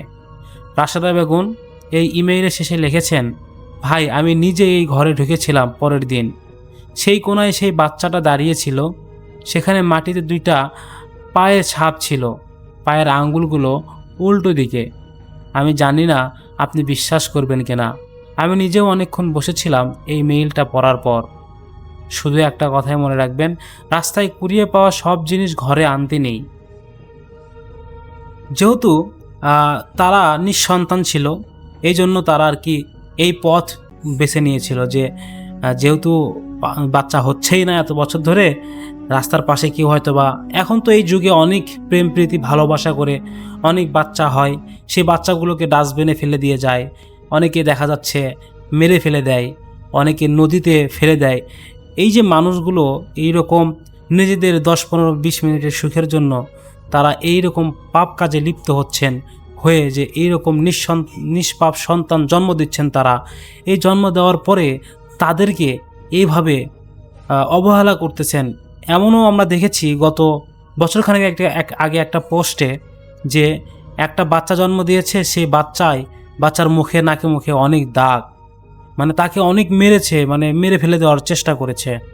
এটা নিয়ে হাজার হাজার মানুষ খুব মর্মাহত হয়ে গিয়েছিল, যে কেমনে পারে একজন মা বাচ্চা জন্ম দিয়ে তার এই অবস্থা করতে। যাই হোক, আমরা সবাই সতর্ক থাকব, সবাই আমরা এই রকম কিছু ভাববো না ভেবে আসলে অন্য কারো বাচ্চা এগুলো নিয়ে আসা থেকে বিরতই থাকবো। আর নিয়ে আসলেও এটা অনেক যাচাই বাছাই করতে হবে। রাতের বেলা কোনো গাছের নিচে আপনি পড়ে থাকা একটা বাচ্চা দেখলেন আর সে বাচ্চা তুলে নিয়ে আসলেন, এটা আসলে আপনাদের কারো কাম্য না। হতেও তো পারে জিনের বাচ্চারা, জিন তো এরা অলৌকিক ক্ষমতা এদের আছে, আপনারা সবাই জানেন। এই অলৌকিক ক্ষমতাগুলোকে এরা কাজে লাগাতে পারে জন্মের পর থেকেই। এমন কোনো নির্ধারণ না যে তারা একটা প্রাপ্ত বয়স্ক হওয়ার পরে তারা এসব পারে। আসলে একটা জিন যখন যা ভাবে তখন সে সেটাই করতে পারে, এটা অধিকার দিয়েছে আল্লাহ তাআলা। যাই হোক, এই জিনটাও ছিল একটা জিনের বাচ্চা ছিল। এই জিনের বাচ্চাকে নিয়ে যাওয়ার পরে এই যে জিনের মা এবং জিনের বাবা, এদের তো খুঁজতে হয় না ভাই, নিজের বাচ্চা কোথায় আছে তো ওরা বুঝতেই পারে। ওরা দেখছে এখানে, তো এটা নিয়ে আসার জন্য তার আর কি এই ঘটনা ঘটে গিয়েছে তার জীবনের সাথে। এরকম হাজার ঘটনা আপনার সাথে আমার সাথে আমরা শুনেছি, এবং অনেকজন আমাদেরকে এই রিলেটেড ঘটনা পাঠিয়েছে। যাই হোক, আমার কাছে ঘটনাটি নতুন না, এরকম ঘটনা ঘটে। শুধু তাই না, রাস্তার ভিতরে অনেক সময় জিনগুলো দেখা গেলে ধাপ করে কুকুরের রূপ নেয়, ধাপ করে দেখা যায় শিয়ালের রূপ নেয়। সো আমাদের সবাইকে সতর্ক থাকতে হবে রাতের বেলা একা পথ চলতে। আল্লাহ তাআলার রাসূল সাল্লাল্লাহু আলাইহি সাল্লাম, আমাদের রাসূল সাল্লাল্লাহু আলাইহি সাল্লাম, তিনি নিজেও বলেছেন, যদি কোনো ভয়ানক জায়গাতে তোমরা যাও তাহলে অবশ্যই একা যেও না, কমপক্ষে 2 জন যাও, 3 জন যাওয়া সর্বোত্তম। যাই হোক, আমরা আল্লাহ তাআলা রাসূল সাল্লাল্লাহু আলাইহি সাল্লামের বলা কথা, অর্থাৎ আমরা তার হাদিসগুলোকে মেনে চলার তৌফিক আল্লাহ তাআলা আমাদেরকে দান করুক, এবং আমরা 5 ওয়াক্ত নামাজ পড়ব। ভাই, এই যে পুরো বাংলাদেশের ভিতরে এবং বাহিরেও অনেক কবিরাজি, তান্ত্রিক, বিভিন্ন জাদুটোনা, কালো জাদু, অনেক কিছু ঘটে যাচ্ছে। কেন জানেন? এগুলো ঘটার একমাত্র কারণ হচ্ছে আল্লাহ তাআলার প্রতি আমাদের তাওয়াক্কুল নেই, আমাদের বিশ্বাস নেই, ভরসা নেই, আমাদের মধ্যে ঈমান নেই, আমাদের মধ্যে ওই ভয়টুকু নেই যে মৃত্যুর পরে জান্নাত জাহান্নাম বলে কিছু আছে। এগুলো আমরা ভাবি না, বিধায় কিন্তু আমরা আজকে এই একটা পরিস্থিতিগুলোকে বেছে নেই। যাই হোক, আপনি যদি সতর্ক থাকেন, আল্লাহ তাআলার আদেশগুলোকে মান্য করেন এবং নিষেধগুলোকে এড়িয়ে চলেন, আপনার জীবনে এইসব কোনো দিন ফেস করতে হবে না। যে ব্যক্তি 5 ওয়াক্ত নামাজ পড়ে তার জীবনে কিসের কষ্ট আর তার জীবনে কিসের ভয়? আল্লাহ তাআলা তাকে নিজেই তার পবিত্র ছায়া তুলে রাখবেন। খারাপ কোনো কিছু তাকে দৃষ্টি করতে পারবে না, খারাপ কোনো কিছু তার ক্ষতিও করতে পারবে না। এটাই ছিল আজকের ঘটনা। যদি ঘটনা শেষে কিছু কথা বলেছি আপনাদের পারমিশন ছাড়াই, এই কথাগুলো না বললে আসলে আমি শান্তি পাতাম না। আসসালামু আলাইকুম। দেখা হচ্ছে আপনাদের পাঠানো ইমেইল নিয়ে আবারও নতুন কোনো ঘটনায়। ধন্যবাদ প্রিয় লিসেনার, যারা এতক্ষণ পর্যন্ত ভয়ানক ঘটনাগুলো বাছাই করা যেগুলো আপনারা শুনতে চেয়েছেন বা আপনারা যারা মেইল পাঠিয়েছেন, তাদের সবাইকে কিন্তু আমি নতুন নতুন ভয়ানক সকল ঘটনাগুলো তুলে ধরলাম আমাদের এই চ্যানেলের মাধ্যমে। যারা যারা আজকের ঘটনা পছন্দ করেছেন বা ভালো লেগেছে, তারা অবশ্যই আমাদের কমেন্ট করে জানাবেন। আমরা প্রতিনিয়ত আপনাদের জন্য এইরকম বাছাইকৃত ঘটনা আমাদের এই ভূত ইমেল 2.0 চ্যানেলের মাধ্যমে তুলে ধরে থাকি। আমাদেরকে প্রতিনিয়ত নাঈম ইসলাম ভাই নামে সৌদি আরব থেকে কমেন্ট করে যাচ্ছেন, এবং তিনি বলছেন যে আপনার ঘটনা খুব ভালো লাগে। মানে বলতে গেলে সে আমার চ্যানেলের রেগুলার লিসেনার, প্রতিদিন কমেন্ট করে, আমার খুবই ভালো লাগে, কমেন্টের উপর কমেন্ট করে। যাই হোক, আমি তাদেরকে বলতে চাই যে আপনারা কোথা থেকে বা আপনাদের বাংলাদেশে যারা প্রবাসী ভাই আছেন, বাংলাদেশে কোথায় বাড়ি আপনাদের, আমার জানার খুব ইচ্ছা। যারা কমেন্ট করেন একটু কমেন্ট করে জানাবেন আপনারা যে বাংলাদেশের বাসা আসলে কোথায় আপনাদের। আমি আজকের মধ্যে বিদায় নিচ্ছি। সবাই ভালো থাকবেন, সুস্থ থাকবেন। আসসালামু আলাইকুম রহমতুল্লাহ।